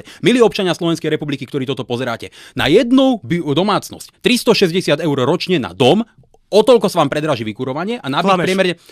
Je to článok z Hospodárskych novín, pozri si ho, je mi to jedno, už nebudem ťa naozaj opravovať. 120 eur ročne na byt. To znamená, pre Mareka Macha to možno nie sú veľké peniaze, ale môžete vy sami zvážiť, či to sú veľké peniaze. Čo sa týka palív, pretože ETS systém 2 bude počívať aj na paliva. Má platiť od roku 27, už to posúvajú, uvažujú od roku 28. Ako spomínal, už to budú oddialovať ďalej, pretože sa im celý tento systém rúca. V prípade palív aj benzín, aj diesel má ísť o viac ako 2 eurá. To znamená, má byť drahší ako 2 eurá za liter. To znamená, až tak vysoko tieto Klameš. peniaze pôjdu. Dobre, Klameš. Článok hospodárskych novín, odkiaľ mám tieto informácie. Dobre, bez problémov. A teraz bez problémov poviem úplne to podstatné, to úplne najdôležitejšie. Ak sa jedná napríklad o to Poľsko, áno, poznám Poľsko dobre, trávim v ňom množstvo času, bývam pri hraničných oblastiach, to znamená, poznám tie veci veľmi dobre. Keby išlo o mňa, tak jednoducho urobím úplne jednoduchú záležitosť, len to by musela mať vláda záujem. Zoberiem si nejakých ľudí z toho Poľska na stáž a poviem, poďte sem, keď to vy viete robiť dobre, príďte sem, nastavte ten systém rovnako na Slovensku a robme. To znamená, keď to už niekde bolo vyvinuté, my nepotrebujeme vlastný know-how na to, aby sme to vyvinuli takisto. My potrebujeme len priniesť týchto ľudí, ktorí to vedia a nastavia ten systém aj na Slovensku. To by som urobil aj ja. To znamená, keď Marek Mach tvrdí, že 360 eur na jeden dom je vymysel, že tých 120 eur na byt je taktiež vymysel, môže si to pozrieť, môže si to nájsť. Áno, je to presne tak. My sa v prípade tých emisných povoleniek, ja ako nebudem túto tomu robiť nejakého že zázračného obhajcu, lebo hovorím, má sa to posúvať a to je podľa mňa dobre. Ale ako opäť, že toto je perfektný príklad toho, akým spôsobom vy zavádzate ľudí, lebo im nič iné neviete ponúknuť. Ja som za celú dobu, čo som sledoval tie tvoje videá, ja som nevidel jeden nejaký zmysluplný návrh toho, čo máme spraviť, aby sa Slovákom na Slovensku žilo lepšie. Jediné, čo robíš, že tu šíriš klamstvá o tom, že benzín bude cez 2 eurá a podobne. To sa naozaj nemá stať. A mimochodom to hovorím ako človek, ktorý si myslí, že benzín by mal byť lacnejší, že by sme si mali brať príklad z Českej republiky a z Poľska, ktoré napríklad už neodoberajú ropu z Ruska a benzín tam lacnejší asi o 15 centov na liter, čo je pomerne zaujímavá vec. Je zaujímavé, že s takýmto podobným návrhom neprídete, keď máme možnosť znížiť ľuďom ceny benzínu a pohodných hmot, ale stále v kuse len kritizovať, strašiť, vyťahovať nové veci, Európska únia zlá, ale že by ste tým ľuďom povedali, keď my budeme pri moci, tak spravíme toto. Alebo my si myslíme, že toto by sa malo robiť takýmto spôsobom. Toto je problém, ktorý trápi ľudí, nehovoríte nič. Jediné, o čom rozprávate ľuďom, je, že ich strašíte a šírite nenávisť. Za celú dobu, čo ste v politike, ste nedokázali pre Slovenskú republiku spraviť jednu jedinú pozitívnu vec, ktorá by vplývala na každodenné životy ľudí. Jednu jedinú. Ste v politike cez 10 rokov. No úplne jednoducho, to, že Marek Mach absolútne nedokáže pochopiť ani to, čo mu hovorím, nie to ešte sledovať obsah mojich videí tak, aby im rozumel, to je jeho vlastný problém. Kandidovali sme vo voľbách do Národnej rady, pripravili sme tuším tretí najdlhší program zo všetkých politických strán na Slovensku, môže si to overiť, môže si ho nájsť na našej stránke, je to tam všetko špecifikované. Ten program, tie naše ciele sme prezentovali na XY tlačovkách. Vo všetkých mojich videách, kde sa vyjadrujem, hovorím, toto treba zrušiť, toto treba zmeniť, toto treba zaviesť. Tu ste sa ma pýtali, čo by som urobil preto, aby to bolo ako v Poľsku, aby sme to čerpali efektívne. Podal som jednoduchú odpoveď. Absolútne jedným uchom dnu, druhým von, absolútne na to nereagoval. Nerieši nič, čo mu poviem. On si ide stále dookola to svoje, preto hovorím, ako keby som kričal do studne, keď sa mu snažím niečo vysvetliť. A takto presne my k tomu pristupujeme. Ak prídu s niečím zlým, hovorím, toto treba zrušiť a toto z toho budú závery, toto budú výhody pre občanov. Toto treba zmeniť, toto treba zaviesť. Takýmto spôsobom by som to urobil ja. Hovorím to stále, robím to neustále, hovorím to prakticky vo všetkých videách. To, že on to tam nechce počuť alebo to nepočúva, to nie je naozaj môj problém. Tieto veci každopádne nemá posudzovať on. Mne je úplne ukradnuté, aký on má na to názor. Posudzovať to budú naši voliči a ja sa budem snažiť robiť všetko preto, aby tí voliči mali ten obraz čo najkomplexnejší a preto sa im budem tieto informácie snažiť ponúkať tak, ako som teraz jednoznačne a zreteľne odpovedal napríklad na tú otázku súvisiacu s Poľskom, na ktorej sa podľa mňa zhodne 9 z 10 Slovákov. Perfektne. Dobre, si myslím, že toto je veľmi dobrá vec ukázať voličom, akým spôsobom vy pre nich budete plniť veci. Môžeme si zahrať takú hru pre tvojich voličov, že ty mi povieš dve veci, ktoré si pozitívne pretlačil v slovenskom parlamente na to, aby sme nejako lepšie si tu mohli na Slovensku nažívať a ja ti na tieto dve veci poviem dve veci, v ktorých si robil veci presne opačne proti Slovákom. Čo ty na to? Ja mám ešte lepšiu hru. Napríklad, ja môžem prísť na zápas Manchester United a Chelsea alebo niekoho, ja neviem, jak sa tie kluby volajú. Neodvádzaj pozornosť. Ja ti to vysvetlím. Analogia presne súvisí s tvojou otázkou. Ja budem sedieť na lavičke a potom príde niekto: "Mazurek, ty hlupák, ty si prečo nestrelil v tom zápase gól?" No lebo ja som na tom ihrisku nebol, ja som ten zápas nehral. To znamená, ty si nebol v slovenskom parlamente. Ma necháš dohovoriť, sťažuješ. Ty si nebol v slovenskom parlamente. Nechaj dohovoriť, prosím. A presne tá analogia je. Ja verím, že aj on, hoci stále mám čoraz väčšie a väčšie pochybnosti, každý chápe parlamentnú matematiku, každý chápe, ako funguje opozícia a koalícia, každý chápe, čo je to vládna moc. To znamená, dokiaľ tú vládnu moc nemáš, ty nepresadíš nič. Mohol by si dať rovnakú otázku dnes progresívnemu Slovensku, KDH, mohol by si dať otázku Saske, čo ste v tomto volebnom období pre ľudí presadili? A oni povedia: "No nič, no prečo nič, lebo nemáme parlamentnú väčšinu." To znamená, nepovedali. To znamená... To by ti nepovedali. Dobre, Nechaj ho dopovedať. Tam ide o jednoduchú matematickú logiku. Ak ty raz nemáš v tom parlamente väčšinu, tak ty tie veci logicky nepresadíš. Ono to je niečo, čo chápe prakticky každý. Ak som nebol vo vláde, ak som nebol súčasťou vládnej väčšiny, ak som nebol vládnym poslancom, tak mi nemôžeš dávať otázky, prečo som niečo nepresadil, pretože som na to nemal v štáte moc. Ak by som 4 roky bol vládnym poslancom alebo ministrom alebo súčasťou vlády a potom prídeš, Mazurek, čo si presadil? Absolútne legitímna otázka. Takto je to argument malého dieťaťa voči niekomu, čo ti jasne a zreteľne vysvetlí, že buď chápeš princípy a fungovanie parlamentnej demokracie, alebo sa tu len pred ľuďmi strápňuješ. Má dnes opozícia v parlamente väčšinu? Keby mala väčšinu, tak nie je opozícia. Presne tak. Zastavila záchrankový tender za 2 miliardy? A o tom sa hlasovalo v parlamente? Zastavila záchrankový tender za 2 miliardy? Neviem, či sa to dá úplne takto povedať, že to opozícia... To, čo tu chcem povedať... Ako jasne hovorili o tom, kritizovali to, ale... to nie je jediná vec. Riešili sa haciendy? Politikov? Riešia sa ďalšie korupčné kauzy Smeru? Samozrejme, že áno.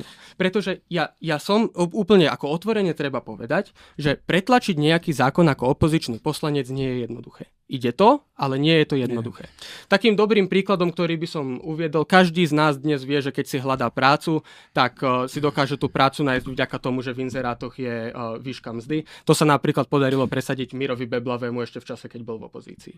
Ale to, čo chcem povedať a to, na čo chcem poukázať, je, že vy jediná vec, ktorú robíte, je, že šírite nenávisť a za celú dobu, čo ste v politike, ste nedokázali priniesť jednu jedinú pozitívnu vec. A keď by sme sa chceli pýtať, že prečo to tak môže byť, tak my máme pomerne jasnú odpoveď. Veď pozrime sa na to, kto sú ľudia, s ktorými chcete vládnuť. Pripomeňme si, akým spôsobom ste k Smeru pristupovali pred voľbami, hoci dnes teda sa tvárite, že ho kritizujete. Pripomeňme si, akým spôsobom si hlasoval za odvolanie Roberta Fica, keď to bolo na stole. Máš to na druhej strane, môžeš ľuďom povedať. Pripomeňme si, akým spôsobom si hlasoval za vyšetrovanie Roberta Fica, keď to bolo na stole. Máš to na druhej strane, druhá strana je z druhej strany, my nemusíš to otočiť. Ja si pozerám názov. Tam sa môžeš pozrieť na to, akým spôsobom si hlasoval. Tu sa môžeš znovu pozrieť na to, akým spôsobom si hlasoval. Vy sa dnes totiž to tvárite, že vy máte nejaký problém s tým, ako tu vláda Roberta Fica pristupuje k riešeniu problémov. A to je pravda. My tu s vládou Roberta Fica máme obrovský problém. Ale realitou je, že ak s vládou Roberta Fica bude chcieť niekto po budúcich voľbách vládnuť, tak to budete vy. My sme sa pred reláciou vlastne bavili o tom, že akú dávali známku, myslím, že to bol prieskum pre 360. Ak sa nemýlim, tak smeráckí voliči dali tejto vláde 2, SNS-ácky 2- alebo 2,5, hlasáci 2,8 a republikoví voliči 3,1, 3,2. Že boli akože veľmi blízko, čo sa týka tých hodnotení vlastne k tomu. Je to tak, že možno, Milan, tí vaši voliči nie sú voči tej vláde takí kritickí ako tí opoziční liberálni v úvodzovkách, keď to tak poviem. Takto, hej, len tu musím reagovať na túto fotku, lebo toto je známa fotka, ktorá sa týkala zberu podpisov na referendum a ja naozaj akože sa tu smejem z takýchto sprostostí, ktoré tu rozpráva, tak ako naozaj, keď chcete v opozícii zbierať referendum, tak musíte spolupracovať spoločne a hľadať cestu, ako to referendum vyzbierať. My sme sa vtedy snažili o predčasné voľby a keď sme v opozícii boli Smer a Republika, tak my sme boli asi idioti, keby sme nespolupracovali s ďalšou opozičnou stranou. To nie je o tom, že len dopadlo to nakoniec tak, že ste sa nedostali do parlamentu. No veď dobre, v poriadku, veď to je niečo, čo nesúvisí s týmto konkrétnym obrázkom. Ja len hovorím, že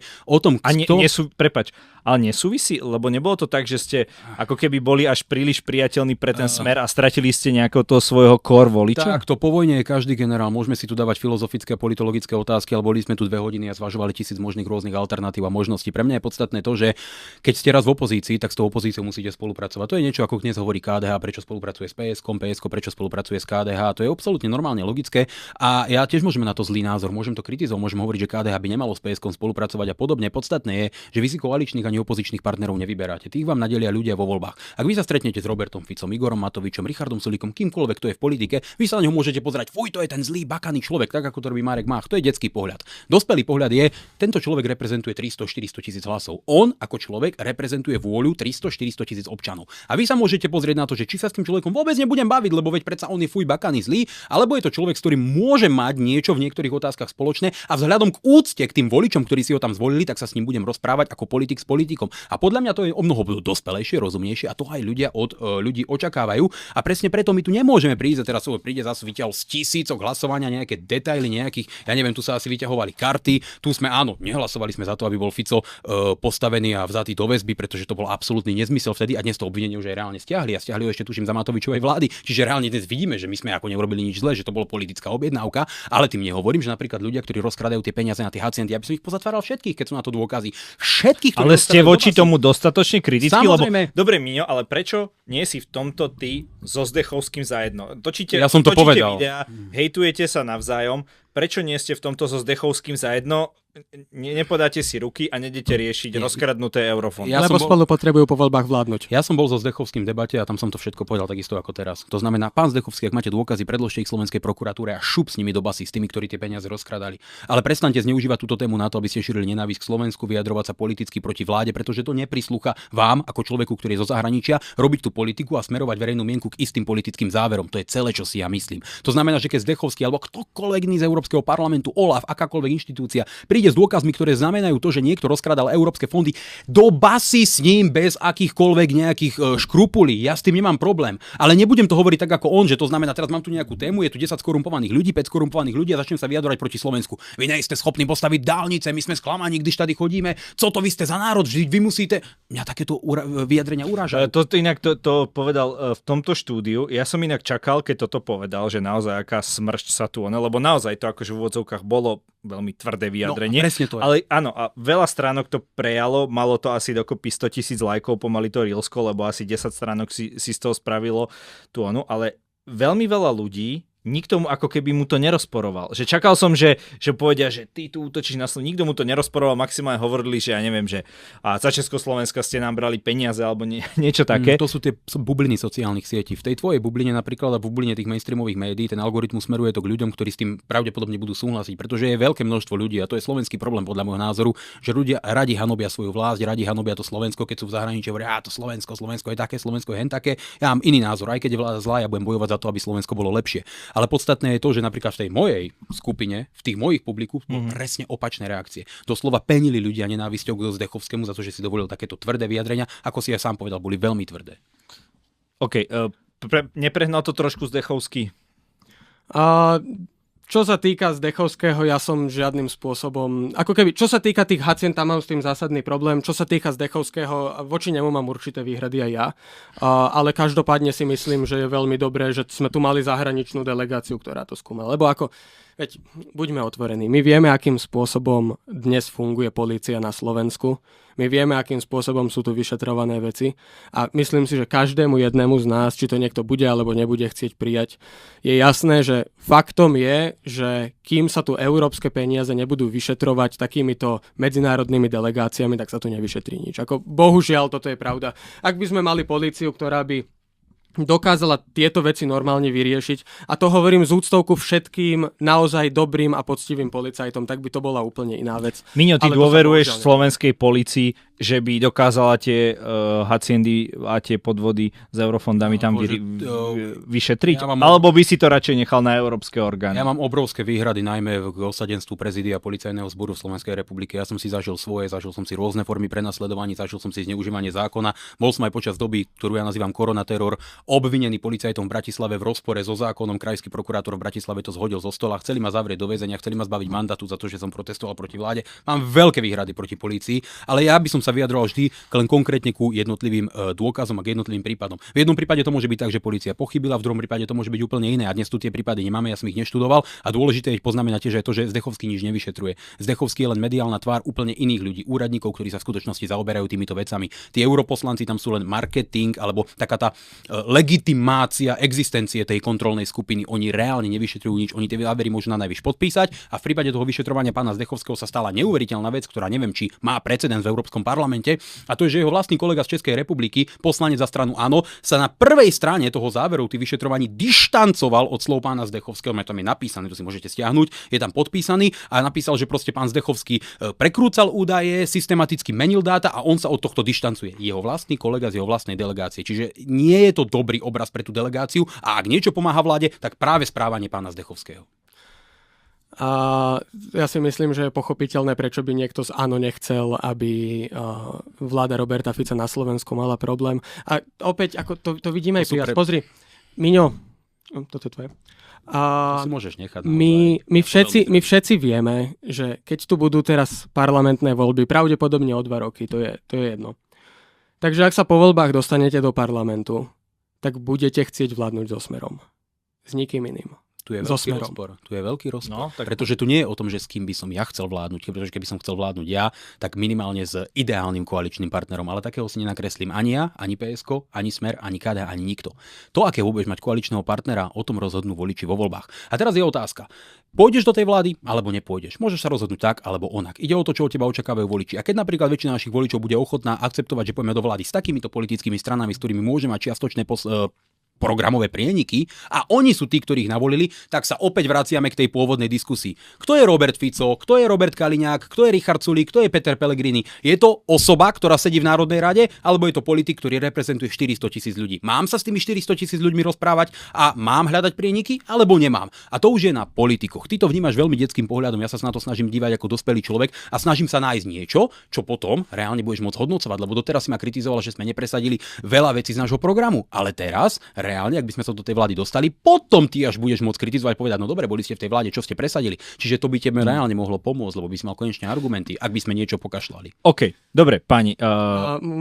Jedna veta. Veľmi v rýchlosti preložím pre mladých voličov Milana Mazureka.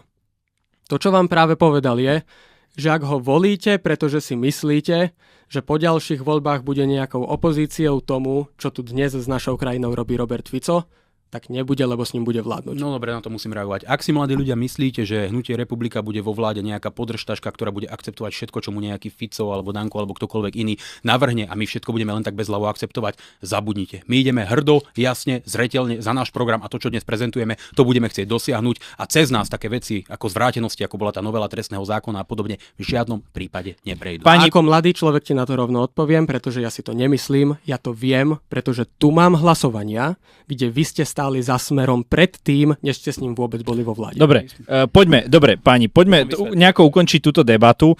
Vy predsa len máte obrovský vplyv na mladých ľudí, na tých ľudí, ktorí vás sledujú. Naozaj to, čo vy poviete, oni potom v tých diskusiách opakujú. Tak ako chcete vy dvaja zmeniť to napätie v spoločnosti? Dobre, doteraz som vás nechal, doteraz ste sa šklbali, čo to išlo. Ale teraz naozaj chcem počuť niečo konštruktívne, že ako my zmeníme to obrovské rozdelenie spoločnosti, tú polarizáciu, tú zákopovú vojnu. Môžete chrliť nápady jeden, druhý a kľudne sa môžete hádať, že kto vymyslí lepší nápad. Povedzte, začnite sami od seba. Ja nechám priestor Milanovi. No, samozrejme, veď ako návrhy asi nemá, keď tu nenávisť tak ochotne šíri a obviňuje z toho niekoho iného. Ja poviem úplne na rovinu, že na toto neexistuje žiaden univerzálny mechanizmus. A to nie je len o Slovensku. Ja poznám politikov z Nemecka, stretávam sa s politikmi z Francúzska, s politikmi z Rakúska a tak ďalej, zo všetkých štátov. Všade je ten scenár rovnaký, všade sa deje to isté. Z môjho pohľadu je to dielo v podstate sociálnych sietí. To znamená, pre ľudí je tá politika ďaleko bližšie, než bola kedysi. Kedysi to bolo v televíznych debatách, tam sa hádal Mečer s Durindom a tak ďalej a bolo to také niečo v nedeľu a potom si všetci sadli na obed. Teraz je tá politika priamejšia, tých videí je viac, toho obsahu je neporovnateľne viac. Máme verejných komentátorov. Ľudia ako Marek Mach kedysi neexistovali, lebo veď samozrejme vtedy nebol priestor zobrať si kameru a začať točiť na sociálne siete. Dneska to je. To znamená, že tých názorov a vplyvov je o mnoho viac. Ľudia majú ďaleko viac možností sa vyjadrovať, môžu sami točiť videá, môžu sa sami vyjadrovať a tá nenávisť prirodzene rastie a rastie úplne všade. V Amerike je tá nenávisť šialená. Tam sa ľudia už strieľajú, vidíme to úplne na rovinu a preto ja som za, aby sme hľadali cesty k dialógu. Preto sedím aj tu dnes. Je mi ľúto, že Marek Mach viac nepočúval to, čo som hovoril a potom stále opakoval to svoje, ale ja som nikdy nebol ten, ktorý by sa debat stránil. Aj to, že tu dnes sedím, ja stále do debaty prídem s kýmkoľvek. Mojím problémom vždy bolo, a to je kritika na médiá, to si môžeš vziať osobne, že za 8 alebo 9 rokov, čo som volený vo verejných funkciách, som tu prvýkrát. Nikdy v živote predtým som pozvanie nedostal. Nerátame toho Davida Deja, čo nakoniec sa nedohodlo, lebo tam boli iné problémy.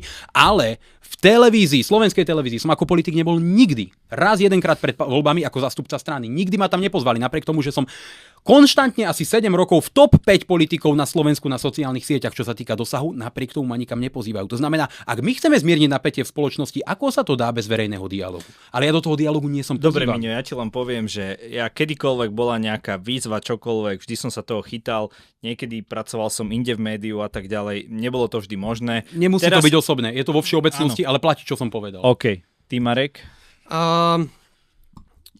Viete, ja budem priamy. V prvom rade je dôležité, aby začalo prichádzať k spoločenskému dialogu, aj keď spolu nesúhlasíme. O tom som presvedčený dlhodobo, preto som sa pred 5 rokmi rozprával s Liviou, preto tu sedím dnes s tebou.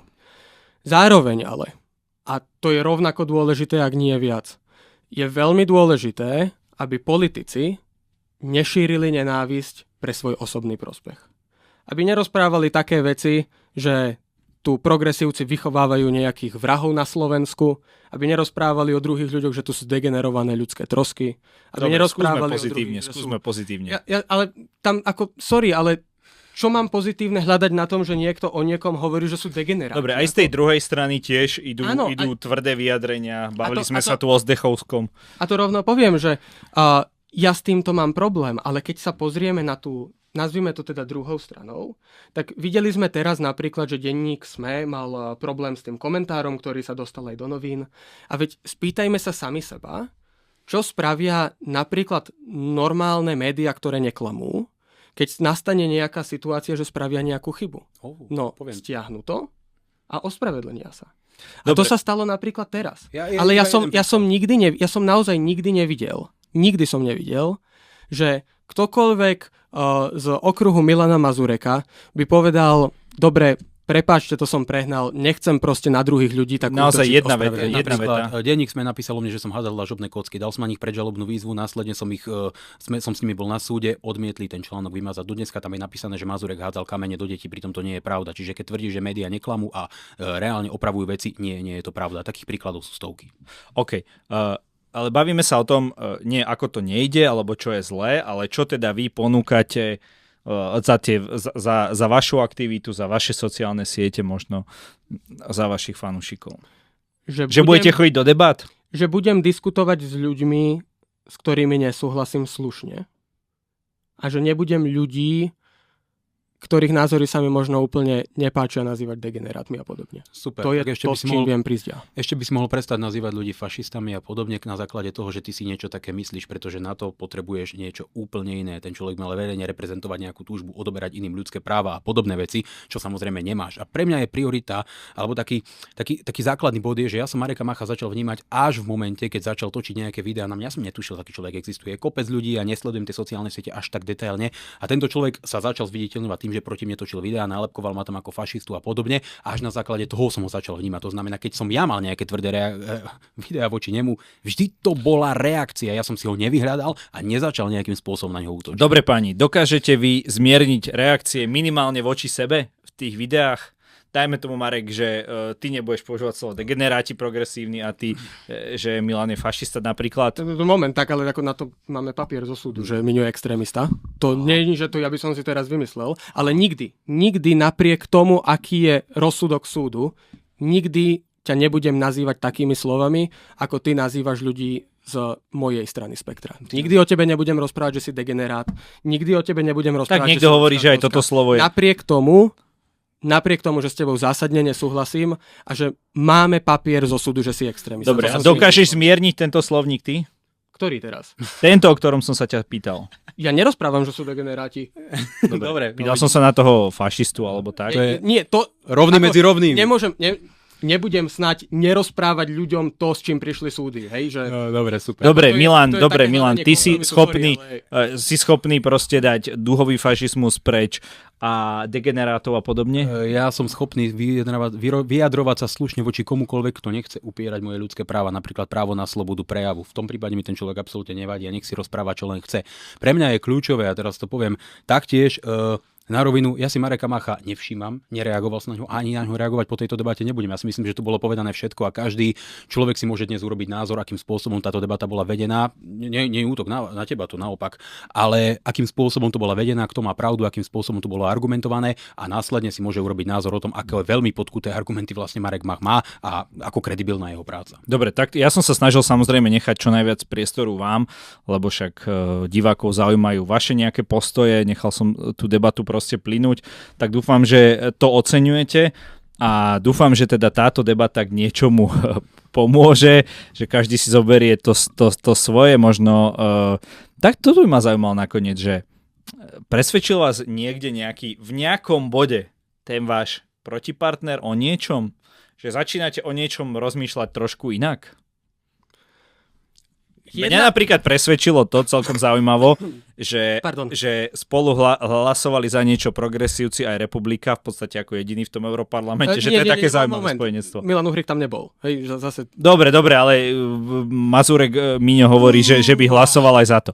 Dobre, takže toto napríklad mňa prekvapilo, to je taký zaujímavý fakt, že na niečom sa zhodnú. Viete si nejaký taký bod, ktorý tu nastal, niekto povedať? Ja viem, ako ja som do tej debaty išiel s tým, že debatovať s Miňom Mazurekom nebude práve jednoduché. To si myslím, že vie debatovať dobre. Čo ma prekvapilo bolo, že keď mu došli argumenty, tak namiesto toho, aby povedal, že nevie, na mňa začal útočiť. To mi prišlo trochu... Ale ja teraz hovorím o pozitívnej nejakej veci. Dobre, tak potom... Niečom, čom si sa akože poopravil si ten názor a podobne. Nie, ako viac menej veci, ktoré som spomínal, sú fakty. Že, veď každý, kto pozeral tú debatu, mohol vidieť, že to, s čím som ja prišiel, či už to boli tie hlasovania, alebo keď som tu rozprával o tej spolupráci so Smerom, takže si to veď predsa viem niečím podložiť. Dobre, Miňo, presvedčil ťa v niečom, čiastočne, čokoľvek, odchádzaš tu, v úvodzovkách, nalepilo sa na teba niečo od Mareka? Ja som si to užil, ja mám rád takéto akčné záležitosti, mňa toto baví, ja nemám rád nudný život, ja som veľmi akčný človek, ja mám rád výzvy a presvedčil ma o tom, že môj sluch je úplne v poriadku, takže mu to môžem bez problémov vrátiť. Ani som nevedel, že taká vec poriadne existuje, nikdy som s tým neprišiel do kontaktu. Ak chcete, tak to môžeme dať do súťaže ako nejakú putovnú výzvu. Dobre, tak ja si to zoberiem a... Ja žiaden sponzorský dar nemám. Nejaký divák to dostane. Každopádne, páni, ste si schopní podať ruky takto na záver tejto debaty? Tak ako ja na si začiatku? S kýmkoľvek podám ruku, ak ma nebude opľúvať. Nech sa páči. Ďakujem za rozhovor, budem sa tešiť ešte na nejaké takéto iné zaujímavé duely a ja ďakujem, že tu bol po mojej pravici Milan Mazurek. Ďakujem veľmi pekne za túto príležitosť, som rád, keď by takýchto pozvaní bolo čo najviac. Určite. A Marekovi Machovi po mojej ľavici. Ja ďakujem, som veľmi rád, že táto debata prebehla. Ďakujem za rozhovor, ďakujem vám, že ste dopozerali sem a budeme sa tešiť na ďalšie časti.